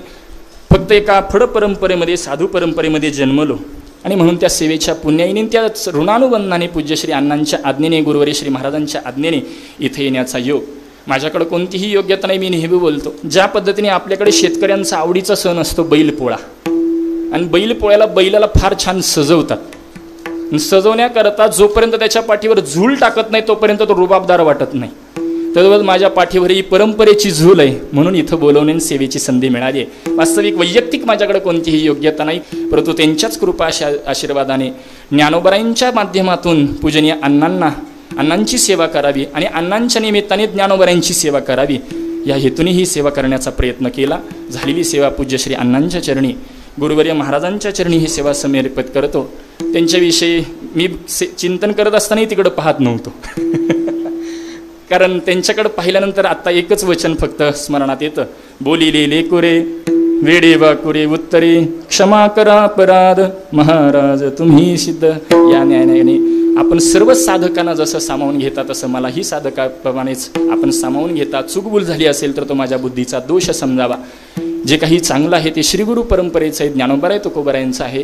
आणि म्हणून एखादा अपशब्द गेला असेल तर तो माझ्या बुद्धीचा दोष. म्हणून पायाच्या प्रसादे काही बोलिलो विनोदे मज क्षमा करणे संते. नो हे अंगभूत युक्ती नो हे हा उपदेश तुमचे बडी बडिलो शेष तुमच्या कृपेचे पोषणे जन्मोजन्मी तुकामये. ज्ञानोबा माऊली तुकाराम ज्ञानोबा माऊली तुकाराम. जय जय ज्ञानोबा माऊली तुकाराम. जय जय ज्ञानोबा ज्ञानोबा ज्ञानोबा ज्ञानोबा माऊली तुकाराम.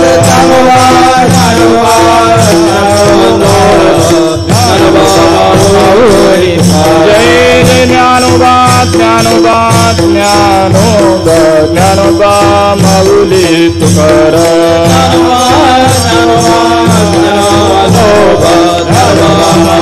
जय जय ज्ञानोबा माऊली तुकाराम. जय जय ज्ञानोबा माऊली तुकाराम. पुंडली कमलला हरिठोला श्री ज्ञानदेव ज्ञानोबा माऊली तुकाराम. जय जय ज्ञानोबा माऊली तुकाराम.